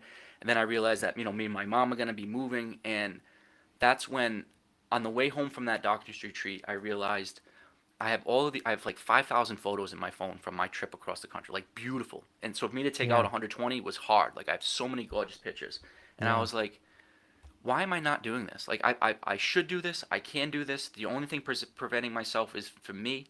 And this was just a perfect example of truly getting out of my own way, alchemizing incredible pain. I mean, from losing my girlfriend, to my dad not telling me he loves me, to like almost killing myself again, to the darkness, just to seeing my mom crying, being like, "Where are we gonna go, son? Like, we're gonna move together." Like, just, and then having no one there to talk to because of all of this shit. I decided to sit down, and the other book I went through a publisher and helped them. This one I was like, fuck it, I'm gonna learn everything myself. I learned all the programs. I started a publishing company. I uploaded it myself, and um, I said, fuck it, I'm gonna alchemize my tears, and that's what this came out of. But it's different from like and I'm also collaborating on another book about the Dark Night of the Soul with these two women, and it's great. It's gonna be like this trifecta of like stories that come together. Um, But what I went through years ago, what I mentioned about the shrooms and then that epiphany DMT, that was my dark night of the soul. That's when I was suicidal, really, really shitty, and I had no clue who I was, where I was going to go, what my level of shit was. This last thing that happened a couple months ago, it was painful. And I say I had suicidal thoughts. It wasn't like before. It was remembering what that feeling felt like. It was like, oh yeah, that's the feeling that I don't ever want to feeling, not like, oh Mm-hmm. fuck, I'm gonna go do what I wanted to do before. But it was the combination of all these emotions, and these kind of, you need to prove to yourself that you're capable of doing whatever the fuck you want. And yeah, so that for the past couple months have been nothing what I would have thought. This book wasn't supposed to happen. This next chapter of my life wasn't supposed to happen. But now, because of that, over the last few weeks, so many awesome things have transpired, including multiple trips across the country, multiple collaborations, and interviews with you. So, Yeah. Thank you. Y- You know, maybe it's our age, but I can't help but think, how handsome we are. well, that's a given. I Yeah. mean, come on, that's a given. But I mean, I think that there's something that happens at middle age that I never knew about. I didn't have any mentors or people that really sat me down and told me about, like, hey, you get to go through a second adolescence. You get to go through a ritual, a cleansing, if you have the courage to do it. But you, at a certain age, and maybe for some people it's younger, but for me it's, you know, late 40s and 50s, is like you have an opportunity to stop being this fucking person that you thought you wanted to be and become the person that you're supposed to be. And when I hear your story, man, it's fucking brings me to tears. Like, it makes me like happy tears to get to hear someone go through all these trials and tragedies and come out the other side. You know, it's like this initiation. And I liken it to all the mythology that I've written, where you go through this initiation and you don't even understand it's an initiation until you're like halfway through it and you're like, oh shit, I went through this trial over here. I didn't realize it was happening, you know? But what are your thoughts on that? Do you think that it doesn't sound like maybe you had anybody to show you the way through the dark night of the soul, or is it something that we all have to go through or find the courage to go through? You know, is that what happens? Is it a middle age thing? Is it a life crisis thing? Because it seems like you have to have those experiences, the growing up and finding yourself addicted to alcohol, or understanding that this is a generational trauma. This isn't mine to even hold, man. I'm the one breaking this thing, you know? But those realizations don't come until you're through that, or almost through it, or halfway through it. But what's your take on this sort of second half of life and rituals and whatnot? So there's a couple of things there. Your comment about how you didn't necessarily have that type of mentor or that type of information, and I think, and so I had some great mentors. I mentioned, my Pepe. I went to college for almost 8 years. I had some really great professors, but to your point, I didn't have a life mentor, somebody to just sit down and talk about this, Right. about love, about broken hearts, about Right. relationships, about all of the stuff that, Right. and as much as a great father that I have, and as much as both my grandfathers were awesome men and really had good relations with them, there was never this intimacy, this authenticity. And I don't know Right. if it was like machizo alpha male, kind of just a different generational thing, where to Probably. cry or be soft or open about feelings was just not something men did. But that's really where I'm, again, that's what I'm leaning into now, is because as much as my story about psychedelics and about the fun shit that I've seen is interesting and maybe colorful, it's a lot of young to middle-aged men are gravitating towards me because I'm willing to sit this time with them and yeah, like give them that mentorship of just raw, authentic reality. And with the but and this is to the other point, I don't think the desire is to remove their own personal suffering, or to take their journey of their Yeah. own dark night of the soul away, or to walk their path through their proverbial hell for them. That's something that we all have to do. But and it's like when I hear people going through that in some weird way, like I'm like, you don't know how lucky you are, or I hear your pain and I'm not trying to deflect it, but man, you're that close, or Yeah. you're 90% there, or it's, and there is something that you do have to go through that realization. There has to be that dichotomy. There has to be that other side of the spectrum. But it's, and that's, you tie into some of these ancient stories and mythic Yeah. stories, but then even like the hermetic principles about polarity and swing and flow and ebb and flow, and you have to understand that there is going to be the low to the high. There is always that opposite, and to not run from it, but in essence to run to it. And another analogy I use often is that through all of these things that I've been through, it's like you're getting Girl Scout or Boy Scout badges for your sash, and I call it like a soul sash. And there are some people that just don't have the balls to do anything to get those badges. Where and not only, like, my first sash got filled fucking years ago, where I've got like cross sashes full of badass badges because I've been through some crazy ass shit, and I wear those badges with honor because now I can help other people that are going through that crap. So that idea of being a mentor or being there to listen for one another, again, I think you're doing that, I'm doing that, and that's Thanks. a really important thing for us to do, and to do it with vulnerability. And that, I don't want to say surprisingly, but that's what has resonated the most about me being able to be accessible to people. Isn't, hey, can you show me how to make DMT, or your recipes were really interesting, or teach me how to do the tantric sex. It's, yeah, like, no one understands me. Can you can you just run this by me? And I talked to a guy the other day, and he had, he called them knots. He's like, I have these three knots, and they were three kind of like life things. And after 45 minutes, we untied all three of them. And he was just like, holy fuck, like, how I never like, I wasn't calling you to get these untied. I was just kind of running it by you. And I didn't have the answers. What I did was I asked the right questions to hold the mirror to him, Yeah. where he answered it himself, because it was the first time somebody actually listened to him. Instead of being like, oh, what are you bitching to me about your problems? It was like, all right, you're clearly reaching out to some strange guy you don't know, because you think I can help you. You're not to say you're clearly desperate, but it's like, all right, man, like, run it by me. And we were able to solve it. Um, and if I could, this was where the painful story of my dad, I wanted to share it, because it relates to something beautiful. And if people could, I'm trying to, like, excuse me, I'm trying to articulate what it would be like to have a DMT session, but then also to experience God, and to have that, like, enlightenment or epiphany moment, like, Susie Ross was talking about, or like multiple, other guests talk about. So if you could picture me raw as fuck, crying, like, I just rebranded myself, which is another kind of thing. So I had to do that as a pressure relief valve. So I've got literally like an open wound in my fucking heart. I'm on my hands and knees. My mom's crying, my friend's crying.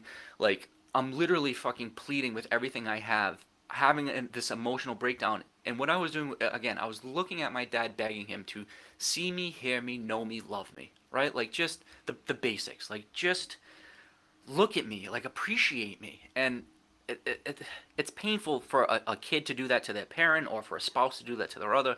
And you can imagine that yearning that I had. And it was a true fucking yearning. So it was, I think, that night, or the night after, I decided that I was going to do a deep DMT session. And before every DMT session, you always, well, I always have a moment of gratitude, a moment of prayer. You're setting your intention.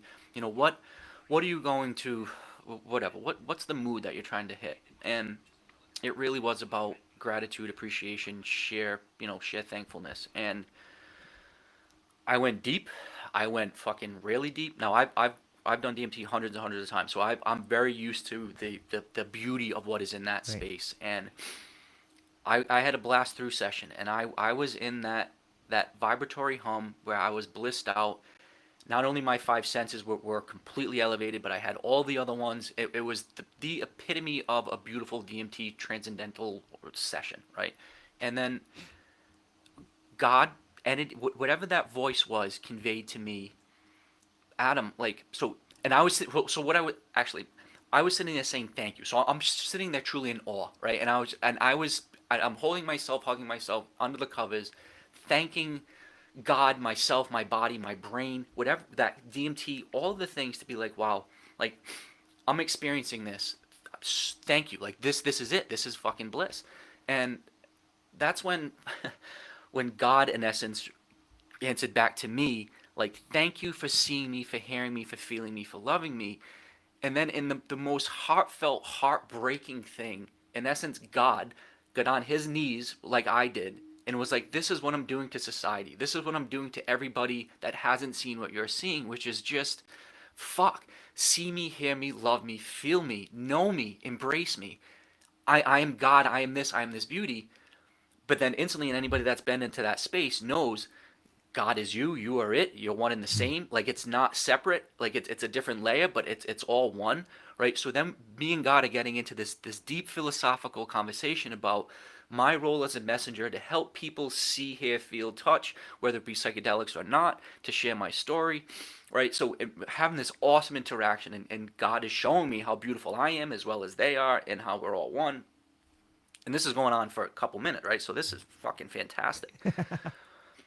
And then I'm like, all right, so, but I'm like, but then what? Like, so what now? Like, what's the end? Like, is there some next level of human evolution? Do we, is there some, like, do we ascend to the fifth dimension? Do we blast into heaven? Does the rapture happen? Like, kind of What's next? And it was this awesome, beautiful, like stepbrother kid interaction where he just like he she it just kind of looked and was just like nothing. Like this is it. Like what fucking more? Like this is it. Like you figured it out. You're in this blissful state. You see me, you feel me, you hear me, you love me. You know I am you, you am I. We're all the same. Every sentient being is part of this thing. We're one of this whole. Time is not linear. And it was like and it was this really cool like ta-da like but not like oh let me Right. pull back the screen to the Wizard of Oz and let me show you the mechanics. It's like no, there are no. It really is just here's the mirror. Like there is nothing else. And that experience was not only did it then again did that confirm my divinity, my blessedness, my I'm so much greater than my physical body, and I'm so connected to that energetic source.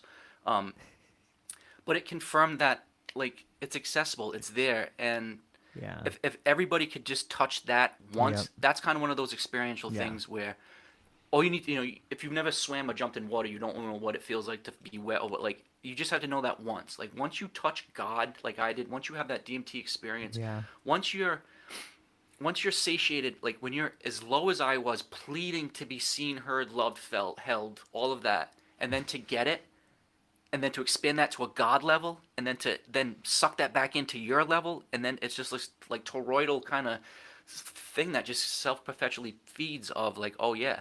But then when I look at you and another kid, it's like everybody else is their own little divine little kind of donut of perfection, and with scars, warts, and shit and plaque that need to be removed, and that's where again my passion comes in, where it's like let's remove the plaque so everybody can really thrive in their own light. And that doesn't mean everybody becomes Republican or Democratic or everybody has the same view on sexuality or any. No, we can all have differing opinions, but you do it in a respectful way where you appreciate the other person's life experiences, and you do it in a collaborative way where it's not fearful of hoarding resources or belittling or just the way I lived my life for 40 years as opposed to how I've lived it for the last 5. And again, it's when you talk to people that have had a similar journey, Yeah. and that's why I think podcasts like you and the group that we're forming with Psychedelic States of America are really important, because it's not just some middle-aged white gnarly looking dude from New England. It's everybody, and the common story of looking for that sense of self and feeling comfortable in your own skin and feeling aligned is a universal seeking, and it's a universal right, and it's there for everybody, Yeah. and all it takes is the knowledge to know you're worthy of it, and then the time to explore it. What about I would add in courage too, because Yeah. it's Oh, scary, absolutely. man. Uh-huh. It's fucking scary. I know Well, you and so many people in our group, and just so many anecdotal stories of people. Like there's a there's something fearful about letting go, about letting go of identity, about letting go of the things that you think really fucking matter, like that you're holding so tight to. Like you're gonna let go of that? You gonna let go of that? Like it's scary. And psychedelics force you to do it because you get to a point on a high enough dose where you can't hold on. You no. can't. There's no way. And it's that beginning, that symbolic letting go in a heightened state of awareness that allows you to let go of things in the material world. Like that to me. And when you let go of those things, now you have space to grow. It's not about how Absolutely. much you can do, it's about how much you're willing to let go of, man. And in my case, I ruined everything in my life. Like I am the self-destructive force that took away everything. So like maybe it'd be like, well, be easy, just don't be an asshole, and those things wouldn't happen. Easy But to like say. even now in my own like my current state, it's like, so what am I seeking, right? So I don't have the same financial security. I don't have security would probably be the right word. But Yes. then I have this like philosophical conversation with myself where there is not security in anything at any level, and if anybody thinks there is, so if you think you have your health and you'll always have it, or if you think you own it, you have a great job and you'll always have it, or your wife will never cheat, or your kids will always be whatever, or you'll no, you can have a stroke, you can have an accident, things can get taken away instantly. So Yep. the idea of not seeking security, because I think that's a false illusion, that's allowed me to kind of take a step back and just kind of go with the flow a little bit. Yeah. But yeah, that's a so for anybody out there to think like, hey, I'm not gonna. This is scary because it's gonna, fuck up my security. yeah, but that security was false anyway. And a part of these Yep. realizations that can be tough are you may realize I don't like my job. I don't like my wife. I need a divorce. I want to move from this state. I don't want to be here. I want to be here. And so, but that's tough. Like, so, like in my case, That is. it was tough for me to walk away from Alicia and that, like, amazing relationship. But it's out of principle. It was tough for me to stand up to my dad and literally say, I'll fucking kill you. But if you talk to my mom like that, I will fucking kill you. It's like it, but so it's tough to stand up for the stuff you need to stand up for, but it's so liberating and so freeing, and it's like it feels good when you stay aligned with yourself. And excuse me, I gotta wipe the snot hanging out of my nose. But yeah, I don't know, fucking my these types of stories that I really thought it would be. Let me talk about the fun psychedelics and some of the cool shit that I've seen, but I've realized that there's plenty of people sharing those stories, and there's plenty of people, and I enjoy, like, I love trip stories, I love trip Yeah. sessions, I love the psychedelic Alex Yeah. Gray type artwork, but um, I think well, not think, I know my specific niche and lane in this psychedelic kind of journalistic space is to be the one that is willing to literally throw my heart and my balls on the table and say, here it is, and I'm doing it to help others, and judge me as you may, but I know my words are helping people, and that's all the fuel that I need. And yeah, where that leads me, it's going to be exciting as hell because I'm not seeking money, I'm not seeking fame. Oh, so I guess to your point, like, all those titles that people Yeah. have, like in my case, I got them all wiped away instantly. So it's like, so I kind of had to rebuild myself. But I think what your point is you don't have to have all of your identity wiped away because of some traumatic, tragic event. Like Right. you can listen to those stressors and those signals in your life before they become Right. suicidal or to the point where you're threatening to kill somebody over $900. Like, Yeah. I agree. I think that maybe you don't have to. I don't think you have to be 50 years old, although it kind of helps because you go through all those experiences. But yeah, those choices are there for you to make on a daily basis. If you just have the cognitive horsepower, or you have the faith, or you've seen God and you're able to understand that you're enough, then you can mm, start making those decisions to be like, look, man, I'm not living the authentic life. I'm not being George. I'm not being Adam. I'm being this illusion of what society wants me to be. But that story about seeing God and touching God and him giving you the ta-da moment, it's right here. but What are you being like, talking can you about? believe people don't see me? Like, and that's kind of like what I was doing to my dad. Though Yeah, was like, do you not see how awesome I am? Like beyond, right. all right, so the business successes, the college successes, the fact that I wrote a book, like it was almost like, what the fuck? Like any dad would be happy to see me. Like, Yeah. how do you not see me? Like I'm awesome. And it's like that's what God was not doing to me because I was Yeah. fully seeing, but like pretty much being like, how does such a large percentage of humans not see me? Like everybody has access to this, and that's where I'm really interested in endogenous DMT and getting to these elated states without smoking DMT or doing anything externally. And the fact that you can just get in a deep meditative state, do some breath work, calm yourself, and you can have a endogenously induced DMT session with God, and that's accessible to everybody every morning before they take their shower. And the people that do it for the rest of their lives because they're like, wow, you know, it's like brushing their teeth. Like, yeah, I'm gonna Yeah. connect with God before I fucking leave the house. And why wouldn't you? But unless you know how, you wouldn't. And that's what I'm trying to share with people. And it's not follow Adam's method or take 3 hits of DMT, spin one time left, knock on the door once, and you're there. It's whatever you need to do. It may be yoga, it may be a walk in the woods, it may be Right. a Sunday morning fishing with a cold beer. And I'm being Yeah. honest, like that could be the meditative state that allows you to get into a trance-like state where you're watching the sun come up, you're hearing the birds chirping, and yeah, you're having a beer and you're fishing, but damn it, you're meditating and you're touching God. Do that. And for some people it may be going to church on Sunday. For some it Yeah. may whatever, but you got to figure out what it is that makes you truly where you can induce your own goosebumps on command. Like that is an amazing skill set to have, and I have it. Like that's all. Like I can get high at any point in the day, and get ecstatic blissed out, literally by shutting my eyes and just thinking for a minute, and I'm there. Like That's cool. It is cool. You know, I'm reminded of the old Carlos Castaneda books where he talks about different plant medicines being different allies. And you've spoken quite a bit about different methods to touch God. But earlier in the conversation, you were talking about doing large doses of mushrooms and then DMT. What do, in your opinion, in your experience, has those two particular substances taught you different things? Can they get you to the same place, or do you find one to be a certain way and another to be a certain way, or does one more align with you, or what do you see as the similarities, differences, and teachings from both of those substances, and when do you use them and why? Yeah, I think there are some broad categories that apply.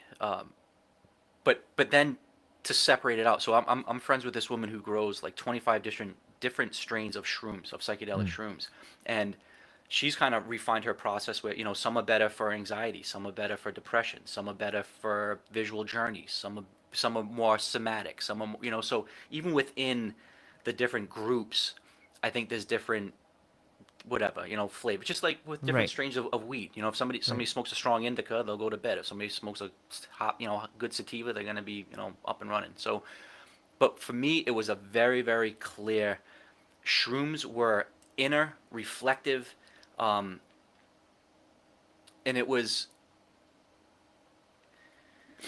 it was more just I had my five senses Okay. and they were warped on psychedelics. So it was you're still breathing. I mean, you're still touching, seeing, feeling, but it was just everything's warped and weird, and it was inner reflective.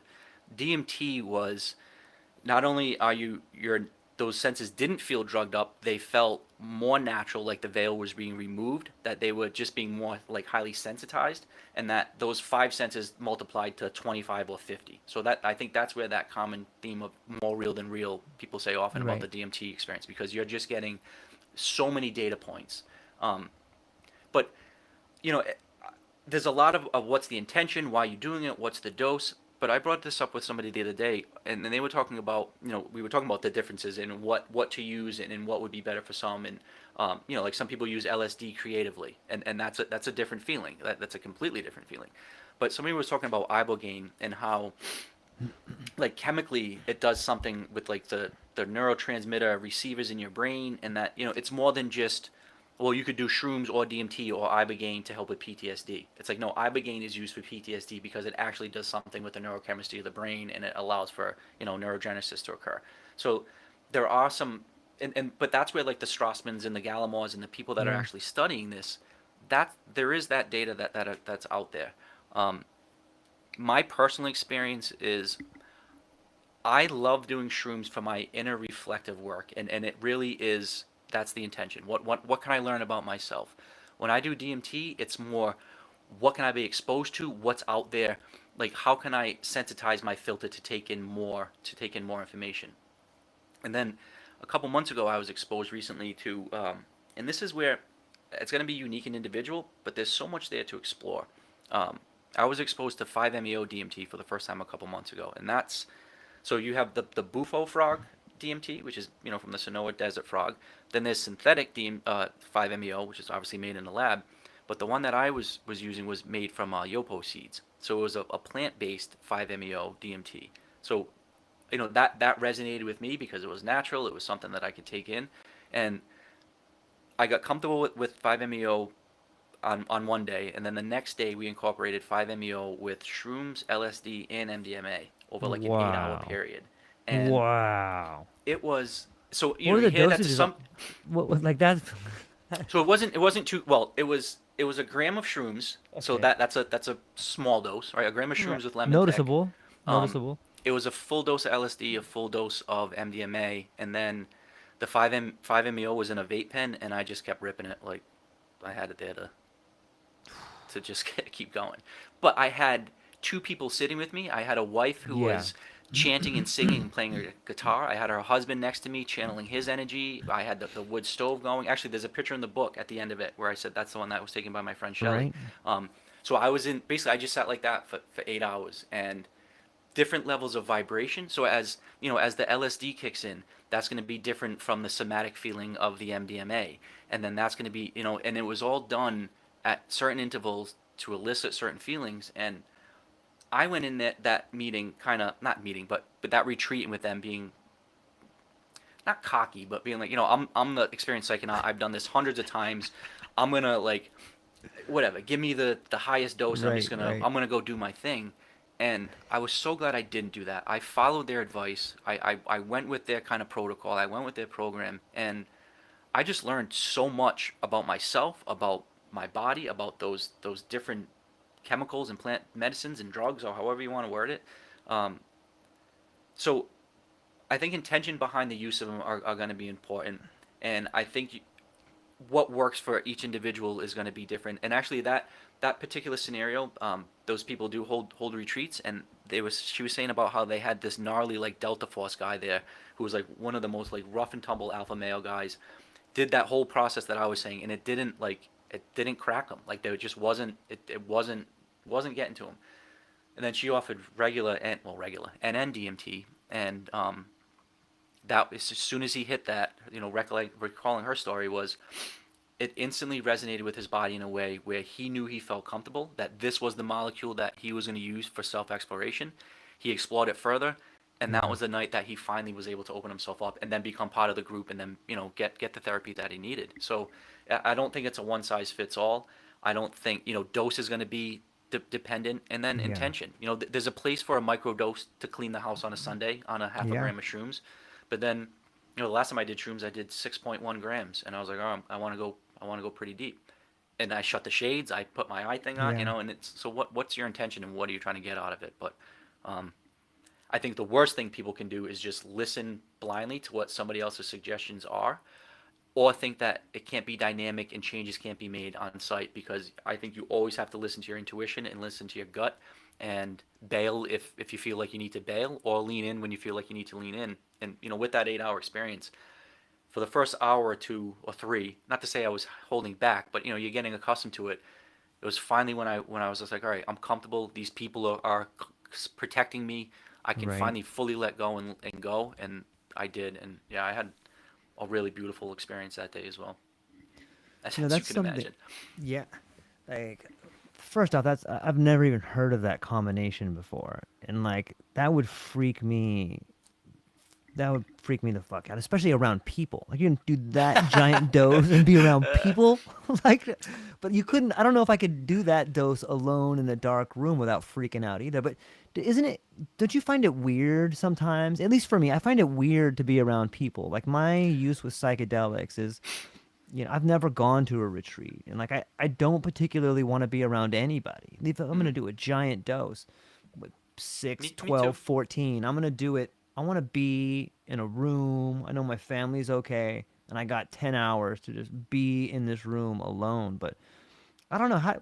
What is the relationship with the retreats? Like, what do you get out of a retreat and being around people that you wouldn't get around being at your own in your own enclave? That's a fantastic question, and I think there's a few points to draw out. So I personally, I would say 99% of the time that I've done it has been in the comfort of my own home, in Right, my bedroom, either right, by myself, or whether it be Alicia, or another right. person that I trust. That being said, I learned so much from this retreat. What was Um, the name of the retreat? Can you say?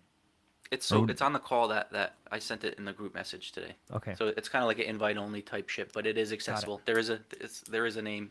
It's Sage Soul, and it is. So I sent it to the group, so it's not like it's some like hidden type shit. Right. I just Um, wanted to give them credit if they wanted credit. but I I think for me to kind of add just the group mentality, which I didn't think would be so important, was my story about going to Monroe Institute. So that was a week long stay at their campus in Virginia, and there was 25 of us. And without getting into the story of the Monroe technology and the Hemi Sync and the out of body, like, which is really psychedelic, and I wrote a paper comparing DMT states to the out of body states of Monroe, and there are a Mm. lot of different similarities. Um, but I mentioned that because the camaraderie and the sharing from the group, uh, it was so amazing. And like that first night when everybody did their introductories and everybody kind of set the tone to be like, all right, this is a safe space. We're not judging. We're here to learn. We're here to grow. That that made that retreat so much greater than me just sitting in a dark room with headphones on listening to their technology. And that that was the first time I ever really realized the synergistic effect of sharing through that growth process. But this was the first time that I ever did a psychedelic retreat, and I'm kind of not necessarily on record saying, but I've said before, I'm not necessarily interested in doing a ayahuasca retreat down in South America where you're getting bitten by mosquitoes and you got to shit in an outhouse and you've got 15 people purging and shitting next to you and you got people moaning and you're so taking on in all their dark energy and like there's a lot there that doesn't sound appealing. But then, Right. and I actually was just on the podcast with ayahuasca podcast is actually the name, and the guy owns a retreat down in Colombia, and there's some beautiful aspects of traditional medicine, of ceremony, of respect for the history of it. So there are. I don't want to just blanket statement being like, yeah, I wouldn't do that. I think in the right scenario, it could be really good. This particular situation where I went out was they're primarily servicing veterans with PTSD. They're Right. doing couples sessions. They're doing group women's retreats. They're primarily focusing on mental health issues and helping people reduce their trauma and suffering. So that was the appeal of working and collaborating with them. So they actually reached out to me to say, hey, can we work together? Because to kind of get some of my DMT experience. And when I went there, what I received from them, which I think is helpful, is so I went there telling them basically, excuse me, um, whatever the dose is, give me triple. Whatever the protocol is, I'm gonna just jump right in it. Like I thought in my mind, I wanted just to experience the full blow. I want the triple black diamond and Right. whatever. Like I'm here for the whiteout 5-MeO. I just want to fucking I want it. Their suggestion was, and I'm glad that I didn't, was they had four vape pen strengths. So they had a vape pen that was cut to 1/16th, one to cut to 1/8th, one to cut to 1/4th, and then one that was 50-50, which was in essence their strongest one. And I've actually mirrored this technique telling other people about how to use DMT, and I think it's applicable because if you were to do regular NN-DMT or 5-MeO DMT and just right from the first time do a full blast off like the Terrence McKenna 4 rips or 3 rips and just Right. have a full blast out, I think it would be terrifying. It would probably not be beneficial, and it probably wouldn't be something that you'd want to do again. Where this method was this slow ebb and flow, you're Right. having That this makes sense. dance. So the first hit, you're barely getting any feeling of sensation. It's a 3-second draw with a 3-second hold, a little vibration, a little bit of tingling in your lips. You're basically just getting a feeling for it. Then you Right. take, a 5-second draw of that lower strength. Hold it for 5 seconds. Then when you're feeling ready, and there's no rush, you've got all afternoon to do this. It's not like you've got a limited amount or you've got an hour. So when you feel ready to go to the next strength, all right, well, now we're going to go to the next strength for 3 seconds, then five, and then the next seconds. And then, so it was Right. really an hour and a half into it. Now I was comfortable working up to the full strength pen because I knew my body as a vessel could handle it. Right. I wasn't intimidated by the sensations. I felt comfortable now with these two strangers that weren't strangers, right? So to your point, who the Right. fuck are these people? Are they gonna start touching my toes or start, like, is this guy gonna teabag me? Like, I don't know. But now I'm feeling like, all right, they're legit. I'm in a safe place, and I'm actually now picking up their energy. And then it was, all right, Adam, you're on your own. Like, here's the highest pen. Hit it as long as you want. Hold it for as long as you can. And then I had that full whiteout experience of that 5-MeO, which is a complete different disconnect from NN-DMT, which is all fractal and like spinning mandalas and shit. 5-MeO is not that. It's a whiteout with a vibratory kind of visceral feeling. But I say that because a couple weeks ago, probably about a month ago, I had a DMT session here at my house, and it was, I wanted to go deep, so I whacked it. I whacked it hard, and man, I like this was one of the first times I felt as though I got like taken out of a spaceship and like removed from my house, and like I was just literally kind of holding on, but I was laughing because it's a familiar sensation. I didn't like I knew I wasn't in fear, Right. but I kept thinking about my buddy who he's thought about maybe doing DMT, and I was like, man, if Dave did this, he would fucking wig out and be like, Adam, what are you doing? Like, why would you ever fucking smoke this shit? And why would you ever give this to me? Because it would be terrifying. Yeah. But now if I gave him my vape pen and said, hey, we're going to spend the afternoon, bring your pillows and blanket, and here's the low dose, have a couple drinks of juice, and we'll work into it. I think then at the end of the day, if he had that, like, oh shit, it would have been like, oh wow, this shit's great. Like, that's what can happen if you go full blast. So to answer your question, I think it is nice to have somebody just to hold a safe space for you. So even the first time I did DMT, I had my best friend there to just, Yeah. and we weren't integrating. He wasn't telling me, hey, what did you see or what that means. It was just, I knew if somebody hit the doorbell or if something happened, he was there. So there is something to have somebody to have space there for you, and then it is.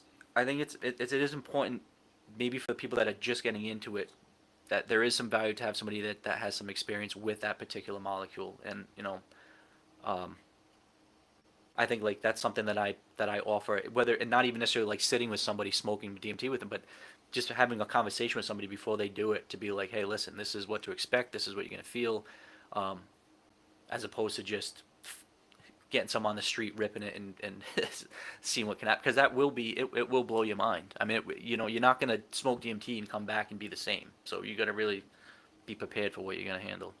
So pros and cons to both. But now I'd say once you get comfortable with it, there is nothing better than being alone with a DMT pen in the darkness, meditating, doing your own thing. That is fantastic once you get comfortable with that space. But I'm glad I had people there for the first time, and I'm glad I learned techniques from people that were more knowledgeable. Um, and so on that point, like I've never done ibogaine. Obviously, that requires like medical kind of attention. I Yeah. would you'd want somebody to be there for that. I've never done ketamine. Um, I don't know. Like, do I feel comfortable like I do it at home by myself? Yes, but maybe it'd be good to have somebody that is a ketamine expert to kind of maybe be there with me. So individual. Maybe that's too. Like some people like working out at the gym alone and just they get their routine. They go, they put their headphones in and keep everybody away. And some people only like the classes with 30 people and they only want the aerobics classes and that's what they get benefit from. So I don't think it's right or wrong. I think it's what what what do you feel? And maybe you can do both the 30-person class and the Yeah. solo treadmill. Yeah, it makes sense. It's a definite experience and it's unique to the individual for sure. But Adam Butler, man, covered a lot today, man. That was uh that was a fantastic conversation, man. I'm grateful that you were willing to go deep and be vulnerable, man. I appreciate that. Thank you. It's important, and I'm kind of leaning into obviously the title of the book being The Alchemist of Tears, and as I think about not just necessarily like business branding and what we move forward, but like I love DMT. DMT saved my life. That first book has opened up so many doors, and I plan on exploring DMT for the rest of my life. Do I want to be the DMT guy? Not necessarily. Like even my next book in the Field Guide series is about psychedelic integration. Again, super super important topics, and I happily want to talk about integrating psychedelics, but the conversation does go way beyond that to 5-year-olds to 95-year-olds, and that is how do you alchemize pain, trauma, tragedy, tears, and yeah. So I changed all my feeds on my social media to Alchemist of Tears. I just started a new website, Alchemist of Tears. This new book, obviously. So I never again. I thought I'd be either the entomologist or the rich real estate guy or the I don't know, not the fucking Alchemist of Tears of all things. But here we are, and whatever it's my lot, and maybe the most important thing is I'm not running from it anymore. Like I'm cool with it. I'm not worried about being judged by any guy or woman. I'm not worried about not being invited to certain conferences or being part of the mainstream whatever. Like there's plenty of people for that. I'll be the guy that sits in the room with the misfit awkward guy that no one else will talk to, and I'll help remove some of his plaque, and that to me is the most rewarding thing. But to your point earlier, it's heavy, and so I, Yeah. I need my releases. I need my purge. So I feel it's like I'm a sponge. I can suck all these things in, but then I need to go and release that, and that's where my meditative sessions come in important. That's where my connection to source, to God, excuse me, because I then pass that on to that energy, and it's like I feel like that's my role, is a transmuter or alchemizer of not only my pain but other people's, and I feel like I can take their shit and throw it and make it manure and grow flowers out of it.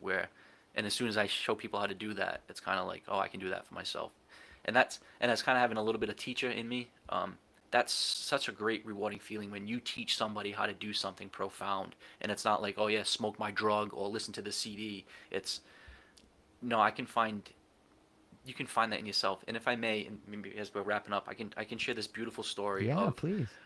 the power of sharing this message, but then also if you have the opportunity to do this for somebody, please, please, please do it.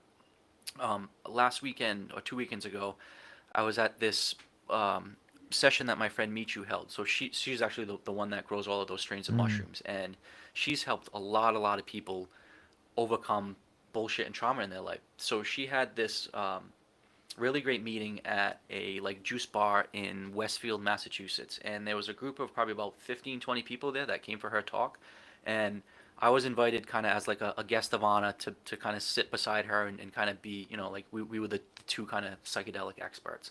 And so I shared some of my raw story, right? So I instantly let people know that I am whatever. I let their guard down because I let my guard down, and hey, Yeah. I'm not.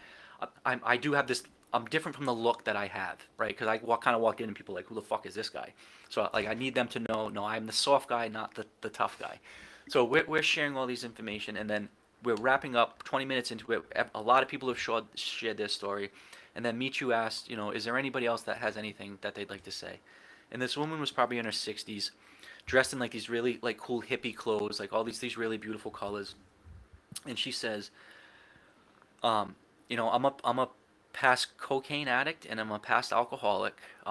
She goes, I'm really trying to do the inner work and find myself. She goes, I did go to an ayahuasca retreat, and she goes, I didn't have any feelings. It didn't hit me. She's like, they gave me more of it and it still didn't happen. So she goes, now I'm sitting there in this ayahuasca retreat being like, I'm even too broke for this ayahuasca retreat. And like, even, so she's having all of this kind of inner dialogue, and she's sharing this with ourselves because then, the next question is kind of like, well, what do you guys recommend I should do in a psychedelic way? Should I take shrooms? Should I do DMT? And, she's sharing this story, and she's saying how, but I did take some lessons out of it. And now when I'm at home, and she talks about how when she's looking in the mirror, and then she starts kind of hesitating a little bit, how she's like, and I know I've learned some things, and I know I've got a lot to be proud for. And then like as she started talking nicely about herself, she kind of it was hesitating.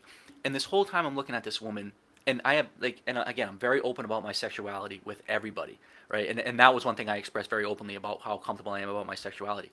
So I stopped her and I was like, you need to tell yourself how fucking beautiful you are. I'm like, you are so beautiful. I'm like, I've been sitting here looking at your feminine energy. And I said this out loud. I'm like, and no sexual things. Like I said, I'm not Right. trying to get in your pants. I said, but you are fucking beautiful. And you need to see that you're beautiful. And you need to tell yourself that you're beautiful. The whole 15 people or 20 people in the room roared, started clapping, like screaming, like, yeah, yeah.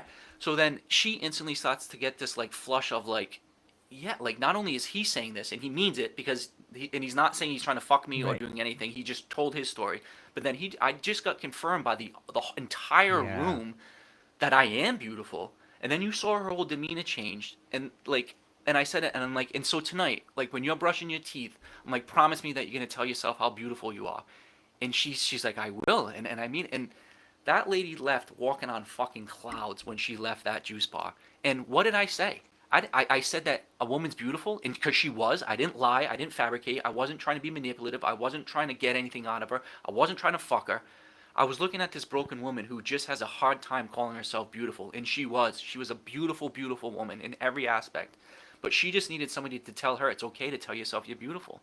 That's why, throughout this conversation, I've let out some of my rawness, but I've always peppered it in. But I know how great I am. I know my divine connection. I know with all of my warts and bullshit that I am fucking beautiful.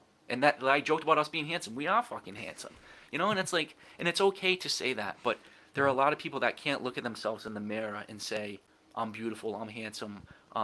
And, my routine before every podcast, including this one, is I stand in the mirror and I say, Adam, I love you. I'm happy that you're alive, that your message is important, that your message is helping people, and that, like, yeah, share it. So every time I sit down for a podcast, I'm fucking jazzed up. Like, I'm not like, oh, I've got this imposter syndrome. No one's gonna want to hear what I have to say, or you know what, this one's only gonna get 12 views, where I gotta have this 50,000 view minimum. It's like, fuck no, man. Like, I guess whatever. I appreciate who I am, and I try to let people know that that's accessible to them. And that lady left there like that, and if I could, and I want to say this without being too judgmental in case they are listening, because I feel as though I met a lot of new friends and fans that, like, all 15 of those people I think bought my book, and all 15 of those people started following me. But there was this other gentleman who, and I don't think he would be, I think he would be okay with me saying this. Physically, he didn't look like the average man of his age, right? So a little bit shorter, a little bit wider, a couple ailments. He had a cane. He walked a little bit different. Yeah. His voice was a little bit off. Um, and he's sitting there in this group, and he's saying about how he's just trying to find a group of friends. He's trying to feel a group where he can fit in, how he can be accepted, where he's not going to feel judged, how he's not. And he's saying this, and he's like, and this group feels great. He's like, I just feel like we're friends, and he's like, this is the first time I've been able to share my story, and for it to be, to be received and not for me to be judged. And so I had three books with me that I brought there, and I gave I gave three of them out, and I said one's for you, and one was for this other lady who was a hilarious older woman, but I said I'm personally going to give you a book. I'd like for you to have it, and afterwards, so he was so grateful, so appreciative because I singled him out. So I was the speaker of a guest of honor, and yet I'm calling him out to be like, yeah, I'm choosing you for whatever.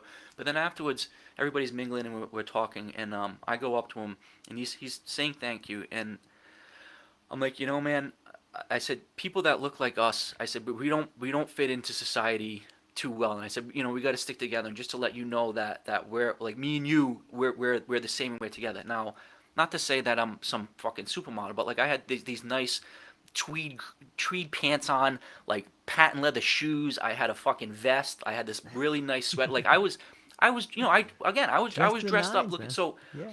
here I am looking at this guy dressed all sharp, nice glasses, nice whatever, smelling good, being like, and this guy doesn't look like that in every aspect, and me being like, hey guys, buddy, people that look like us, like I welcomed him in, like you and I are the same, and you saw him for like he just needed some bro love. He just needed another Yeah. guy Yep. to be like, yeah, man, like cool. Fucking, I'll give you a book. I'll give you my phone number. I'll like you're my friend. Why? Because you're a little bit. You don't look like Tom Brady or the other jock. And so that 6-year-old woman that I said you're beautiful, say you're beautiful, and then the crowd supported her. And then this other guy who everybody probably made fun of him and it was like, who the fuck is he? I embraced him. I said I'll be your friend, and then I made him be like, oh, you and I, you're part of. We're at this together, and that's what I think. If everybody can bring something like that to the table, it's not what if you have a PhD or a three-lettered, thing at the end of your name. It's if you can relate to people like that, that's what we can do. And I've met so many people that have the same desire that I have, and I'm learning from them. So it's not like I've got this superpower. It's like, oh yeah, I'm going to teach this method. It's natural and innate in everybody. Yeah. Once that plaque gets removed, once you know yourself and love yourself, it becomes so easy to look at those people and be like, yeah, they're certainly not lesser than. I'm certainly not greater than. And if I can give those person a few sincere, honest words. Now I didn't lie to either one of those people, that guy or that woman. Everything I said was true, honest, sincere. So when I said it, they knew it wasn't just some pleasantry. And I can't wait to do that with a group of 500 to a group of 5,000. I can't wait to do that with the 10 next books. And that's why I'm really passionate about being allowed to share my story on podcasts like you or yours, but then also collaborating with the group that we're collaborating with, because it's like, Yeah. get us on stage. Like let's like me and you on stage, whether it be in Yeah. Hawaii or in Rhode Island. Let's fucking do it, because there are people that will help. And I'm not patting ourselves on the back. I think we can save lives. And if we can do one, it's worth it. And I think we can collectively, again, you get some of the people that we talk to, and we're going to be talking to later on this afternoon. You get some of those people on stage, and man, they'll be able to rock it. And that's what I know I'm doing that, and I'm collecting the resources myself. I'm collecting my own shit, like whatever, whether it be through them or not. We this message will be on stage, and it will help people. Yeah. I'm looking forward to that day, and I think it's a. You often hear the term like the psychedelic renaissance being thrown around, and we saw it at psychedelic science, and there's all kinds of great events out there. But when I hear your story, and so many people in the Psychedelic Writers Guild, and so many people that we both know collectively, just being that beacon of light for people in a room, whether it's at your workplace, whether it's in your family, whether it's volunteering at the Boys and Girls Club, wherever you're at, man, whatever you're doing, if you can be the light in the room, people will gravitate towards you, and that light will change them. But it Right. does come from alchemizing the tears, man. It's such a brilliant title, and the more that we've talked, the more that I realize how brilliant that title is, man. It really fits you, and I Fuck. think it speaks to the community. If you can alchemize the tears, then that's the one thing we all share is the pain. Right. But now, like my 17-year-old niece who's in high school, she's not gonna have the same tears to alchemize that I have as a 45-year-old man, and nor she am I expecting her to do DMT and shrooms to address it. But the story of everything we just discussed still applies. And same thing to the person end of life who's in their 80s. I'm not saying, hey, Right. let's send them out to an ayahuasca retreat, but it's yeah, have let's again, I know I've referenced it so many times, but it was such a beautiful interview with Susie Rose about how She's allowing amazing. yourself to receive the grace and just allowing to know that you're worth. So I keep saying, that you're worthy of the time and energy for yourself. You're worthy of grace. And if God is a word that you don't like, or maybe then use infinite energy or universal source or whatever it is, receive that something greater than, and then know that you are way more than your physical body. And yeah, enjoy You know, life. it brings up another point that I think about, and I'm like, as much as I would love psychedelics to be mainstream, like I don't think it can ever be that way. Like I think that it exists on the peripheral. It exists beyond the pale because of all the work that you have to do. Yeah, And I'm not saying there's not a it's place for not a magic psychedelics and pill. fun.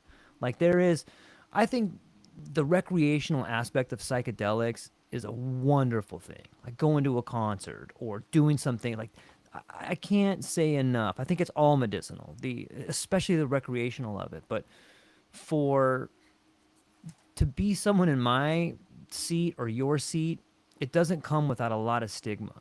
Like if you're going to come out and talk about psychedelics and you have kids or you know, it's people look at you a little bit different. Like, dude, that guy's a drug addict. That's what that person. Even people in your own family, like, dude, what the fuck is this guy doing? You know what I mean? So I want people to be aware out there that like the path of the psychedelics is definitely beyond the pale for some level, and I don't see that ever changing. Am I being too pessimistic on that? I think you're being realistic, but I think that's where true, honest, calm, intelligent stories like we're sharing right now are Yeah. helpful. And so, and you, and me even saying, hey, listen to this story, and you kind of being like, wow, that's a lot. When I mentioned about the MDMA, the LSD, the Yeah. shrooms, and um, but now, I came back and I told my parents that story, and that was their response too. It was like, wow, you combined all of that. But then you look on the counter, Right. and there's 8 different bottles of pills. There's three Right. SSRIs. There's 2 to keep them Right. happy. There's 3 Right. for Right. cholesterol. It's like you're combining 12 every day. I combine Right. 4 one afternoon, and maybe you'll do that once a year.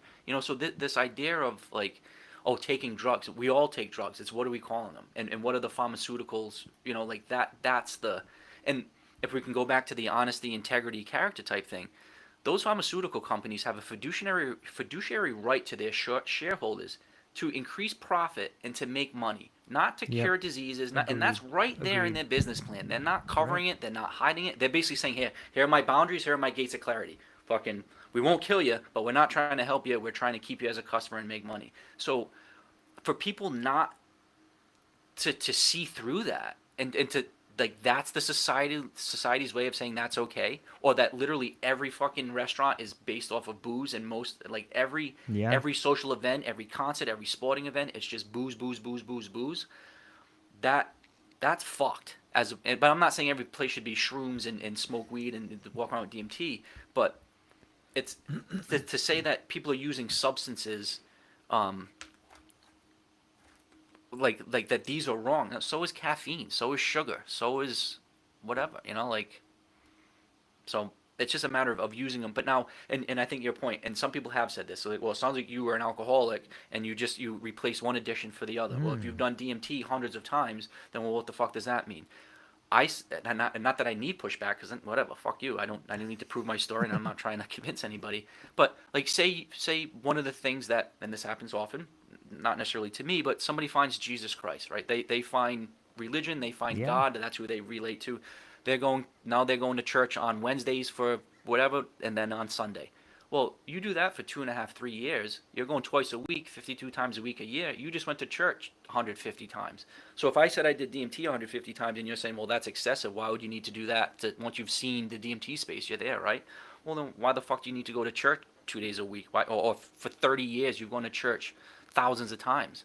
It's because it's not, well, you've seen God once or interacted with Jesus once and you're good. It's like because you're going back there for that charge, for that knowledge, for that camaraderie, for the singing of the song, for the smelling of the incense, for the Right. ritual aspect of it. And clearly, Christian's different from Hindu, is different from Islam, is different from atheist, is different from Gnostic, but they all have a component of taking time away from the day-to-day bullshit, looking within, connecting with some source that's greater than yours, and within, and then actually integrating that into your life. And yeah, that's that universal thread and message that I think is being pushed out of society, and not haphazardly. I think that's where us truth tellers, and that's where again I'll die on my hill of integrity, honesty, character, authenticity, and fuck it. Again, I'll happily die on that stake. And when I do, you know, kind of pass my final breath, I'll be happy that I died on that. Not look how much granite and marble I sold. Look how many houses I had, or look how many houses I fucking rehabbed. I don't know. That's not what I'm trying to seek anymore. Do you think that you'll ever stop taking DMT? I think I will never make any definitive statement ever again in my life about anything because as soon as you do, um, yeah. That's a good answer. But now there are times where I've gone months without it and really Right. just kind of. But then there'll be weeks where I've done it 5 times a week, and Right. it is just kind of when it calls to you. But I don't have. I don't feel like I crave it, need it, or I've never been like, oh fuck, I need my DMT Right. bump. So and to the point I mentioned earlier, I know I can induce it naturally by just sitting and meditating, and it's a drip in the back of your nose, like you taste it. Like I taste DMT dripping in the back of my throat when I meditate to that level. So even if I didn't have a pipe, I'm still getting high on DMT. It's just my own. Yeah. My relationship with psychedelics has changed vastly over the last like 30 years, and it started off as recreational, and then I almost followed the rules that you see, like recreational, situational, but then, you know, for me it's changed later in life to be, I don't think medicinal is the right word. It covers a lot of what it is for me, but maybe spiritual in some level. And I agree with what you're saying. Like, you don't necessarily need it to get there. But for me, I see a long continued relationship with psychedelics in my life. Like, they have really helped me embrace a full awareness of what's important to me and my family and my relationship with God and the world. And I love that relationship with them, and it changes much like yours. I went through periods where there's been giant doses multiple times a week, and I've gone through 6 months without using stuff, and I've changed around different psychedelics. But I really feel like it helps me get in tune with the bigger picture, maybe my higher self, or maybe the person that I want to be, or maybe God itself. But I I really enjoy my relationship with psychedelics, and I think that they're a tool, like you said, no, not for everybody, but I think they are for. I think it's a birthright, and that I really enjoy my experience with them. And I think if people are do the research and they're willing to have the courage to try, and they seek out all the resources and they're informed about it, it can be a tool that can really change your life for the better. Absolutely. And I would say most of the people that I'm interacting with are typically people in their 40s, 50s, 60s, even Yeah, 70s, where it's because everything else they've tried hasn't worked. right. It's the veteran who's been home for 10 years and still gets Yep. up every night because of the loud noises. It's the person that's been on SSRIs and still has the depressive anxiety, and they've done that for 15 years. So I think what this offers too is just an opportunity to try something new. And at that Yeah, point, like in my case, I had nothing to lose. Like if I didn't figure it out, I was gonna go kill myself. Bottom right. line. Like so fuck it. Like and I think not to say like try psychedelics because you've got nothing to lose, but if you've tried the same medications, the same whatever, this like well maybe it's time to take a step back. And then I again I shared that story about my dad because if if I changed at 40, it's never too late. And if he's able to come to this truly this full life changing epiphany in his 70s, it really is never too late. But that also he's a great example of getting that plaque out of your way. And actually, he had a therapy session where the doctors were talking about actual plaque and using that term in your brain. And I guess Yeah. that there's two types of plaque, and it's basically just like protein deposits. But one of the types of plaque gets between the synaptic firings, so like the plaque stops the connection, so it can't have a firing. And then the other type of plaque, I guess, like actually congeals and clogs up the flow of certain liquids. So, it's, yes, it's metaphorical, but it's literal. Like there are plaques in your brain and throughout your body that really need to be shaken up and removed. And um, yeah, again, multiple different modalities to do that. But I think, and that's why I love collecting a group like this, because my message isn't going to hit with everybody. Neither is yours. Neither is, I mentioned Mia and Tanya. But collect like we'll hit with all of us sharing our voices, and with all of us sharing our stories. I think that will change the stigma and the taboo. And I mentioned that in that first article I wrote for PSA about that is, in my opinion, the biggest thing we need to do is get work on that stigma and taboo. Yes, legislature. Yes, academics and access, but that, like when I told my sister I did DMT, and she's like, "What is it?" And I'm like, "Dimethyltryptamine." And she's like, "Oh, you're doing meth?" Like those are the conversations that we need to be like, "No, Jessica, No, no, no. nope, nope. It's just a methyl group that's added. It's nothing, But and then I think this is a perfect example of how that actually translates into real life. My mother has been with me along this entire journey. Like when I was on the road, we talked almost every day. Like she's been there with my father. Like, right. So my mom, as I mentioned in the beginning of that book, my forever best friend, my fucking rock. Um, is she gonna do DMT or shrooms? Probably not. Do I push them on her? Nope. Do I think like, hey, mom, your life would be so much better if you rip some DMT with me? No. Like, I would not do it with her, but she's expressed no desire to do it, and I'm certainly not going to push that on her. But when she goes and gets her hair done, and she's sitting there in the salon, and there's a group of 5 or 6 women, and every time she goes, there's another group of 5 or 6 women, and I know her and the shop owner talk about me often, and like her and I kind of have some.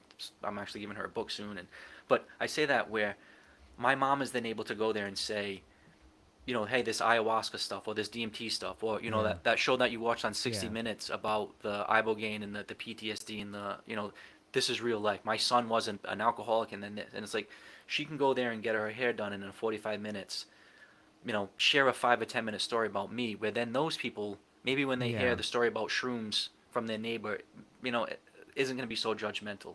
yeah. And that's the importance of just spreading that ripple of stories where this isn't nasty, it's not dirty, it's not dark, it's not ugly, it doesn't need to be done behind closed doors. It's not shameful. It's beautiful. It's wonderful. I mean, if it can turn me, this nasty dark piece of shit guy, into this guy who's talking about spreading life and love and light and like that is not bad. That is not bad. And if it was all made up in my brain, if it was all me hallucinating, so be it. It changed me and it made me a better man, and not only me, but you as well. And it's helped a lot of people. And that's yeah, that's the. I'm sure this won't be the last time we'll be talking about this, and I know this Mhm. is the message that we're both really passionate about sharing because, I mean, what's more important than that? Like, there's plenty of people to sell marble and granite, or to tell you how to invest in stocks or whatever. There's plenty of people that can build you a deck. Um, I don't know. I'm happy to be the guy to turn to when there's no one else to turn to, like, because you want to go fucking walk off into the woods. It's like, all right, cool, I'll walk off into the woods with you, we'll go talk.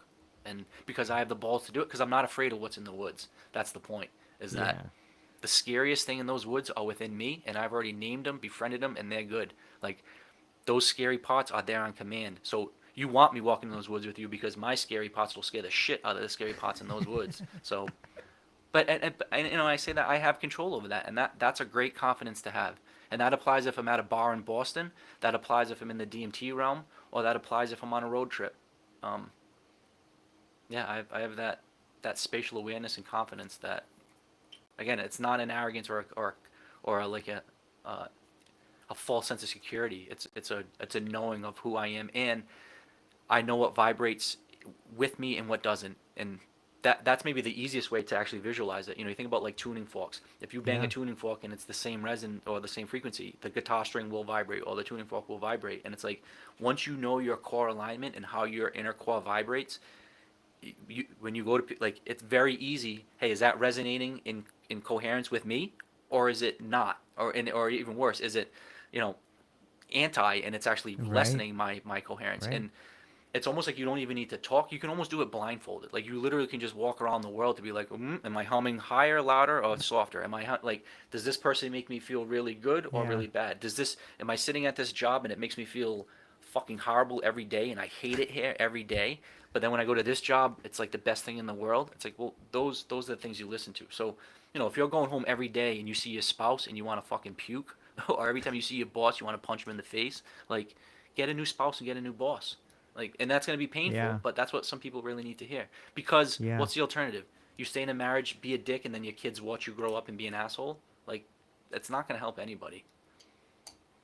Yeah. Yeah. Making friends with the monster, man. That's what Yeah, it's about. naming him, befriending him, and yeah, not running from him. I'm happy with all of my parts and my monsters, and I don't want any one of those things to go away, even that dark scary part, because God forbid I ever need him to show up again. Again, if I'm walking through the Yeah. proverbial dark forest with somebody, you want those there. I Yeah. want them there. Yeah. Back to integration. That's the next book, so that'll be out in a couple weeks. Oh, so when does that? You got 3 weeks or a couple weeks before that lines up? So How does that shake out? the editor has it right now. They're doing their final edits, but yeah, it's already cover design's done. The interior's all done. So it's Butler's psychedelic integration field guide, and then it's got a clever subtitle. But basically, it's practical advice on meditation, on prayer, on integrating these lessons. Like, what does that mean? Like, some people don't even, they get, oh, I can't meditate, I can't do yoga, I don't know how to pray. It's like, it's not some set thing. Like, you can't do it wrong. And that's that whole kind of book is about, again, learning to be yourself, leaning into that. I did start the book off with the same chapter title as the DMT field guide, which is Who the Fuck Am I?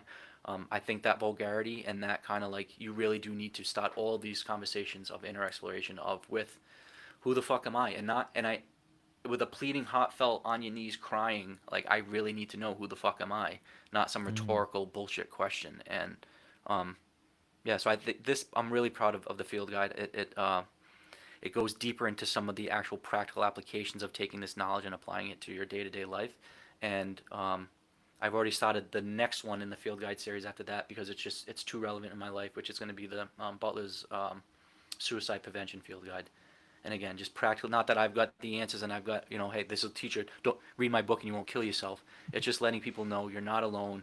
There are resources out there, and here are some modalities to make you see yourself in the divine, beautiful light. And I'm going to share stories about, like the ones that I just shared with you. And if I can get those books out, and then the children's series out to kind of say the same thing to a younger Yeah. generation, then I think I can sit back and then whatever, maybe get back into the real world at some point. But this is too fun helping people, And you're good at it, man. and You I'm have the good at, yeah, and I'm experience. fucking, and this is where I'm finally saying that. And like, so, like, I was a straight A student. I was at the top of the game as a real estate investor. I was at the top of the game as an inspector. I was the top of the, like, I'm good at this, and You are. it's okay for me to say that. And that's like, it's taken a little bit for me to get comfortable with that, because it's a hard thing to be good at. Like, who the fuck wants to be the alchemist of tears? Like to your point, who the fuck wants to deal with, like, so when I get off the phone with you, I've got, a couple emails I've got to respond to that people that are talking about killing themselves. Like, it's a heavy thing to do before you go to the gym. It's not like, Yeah. oh, I'm going to go to the Martha's Vineyard and sell 30 grand worth of marble to some rich lady who's cute, who's wearing a Yeah. sundress, who wants me to come back over. Like, no, I'm talking to some fucking drunk middle-aged guy who's like, but I'm telling you, I'm getting more benefit out of that. And so Of course. that's what I'm leaning into. Yeah. Well, I'm glad you're doing it, man. And like you said, this definitely won't be our last conversation. And we've spoken a little bit about Tanya, and we've spoken about Noah, and anybody out there listening, there's another great podcast. There's a bunch of them. Clint Kyles has a great podcast. Check him out. Alex Detmering has a great podcast. Everybody should be reading Adam Mezo's Substack. Incredible individual out there. There's so many great people in the psychedelic space that are really making a difference. And so, anybody else that we need to shout out there? Well, we mentioned Mia potentially. She's going to be on our Mia. group again. Another just young woman. Again, she wrote a book called Beauty and Grief, who just turned tragedy of her in her younger years into something beautiful. And Yeah. it's these real life stories that have to be told. And I think, and not, there is a place for mainstream media. There is a place for the Michael Pollins and the names that are really popular out there. But Right. the names you just mentioned, most people don't know. Most people don't know who the hell I am. Most people don't know who you are. And Right. these are the stories that will hit. Will we ever become I don't want to say it like that. I want to limit ourselves. Like my goal isn't to become super popular and have millions of views on every one of my videos. My goal is to be the guy that's a reliable source of information. And I'm super excited to collaborate with everybody because I think we all bring so much to the table. I mean, there's Yeah. movie makers, there's writers, there's podcasts, there's like I'm just really excited to see how this can go and where it will go once we get some funding and some opportunity to actually put this shit together because it resonates. Like, I haven't been done one speech or been on one thing where it hasn't been emotionally connected and people are like, yes, I want more of this. Not once. So Yeah. A couple other the great time is now. resources. Peggy Dippin, she's amazing. Jesse Monreal, unbelievable. Someone on the front lines helping people in addiction and doing some of her own writing. And I'd be here all day listing people off out there. But um, Adam, I'm super stoked you're here, man. I'm grateful for this conversation. Looking forward to carrying over our chat at this next meeting in a little while. Um, one more thing before we go, I got the Instagram QR code down there. But if people are listening to this right now and they want to check out the books, they want to reach out to you, how do they do that? Where do they find you? My email address is booksbyadambutler@gmail.com, and I always offer free PDF copies of my books. Again, my goal is to get the Yeah. message out there. So I have the PDF copy of this coffee table book. So if you just want to look at the pictures, I can send you the link to that, and then the field guide I can also send you that. I'm most active on Instagram, and again I change all of my feeds to Alchemist of Tears. So that's kind of the brand I'm going to try to be leaning into. But I'm accessible. I'm available. If somebody feels like they want to talk to me personally, right now I have space in my calendar for that, and it's something I really enjoy doing. So I'm there. I'm available. I'm reachable. All right, ladies and gentlemen, reach out, check him out on Instagram, check out all of his books. They're amazing. You will definitely love them, and more than that, you'll learn something. And hang on briefly afterwards, Adam. To everybody else, thank you so much for hanging out with us today. I hope you have a beautiful day. That's all we got.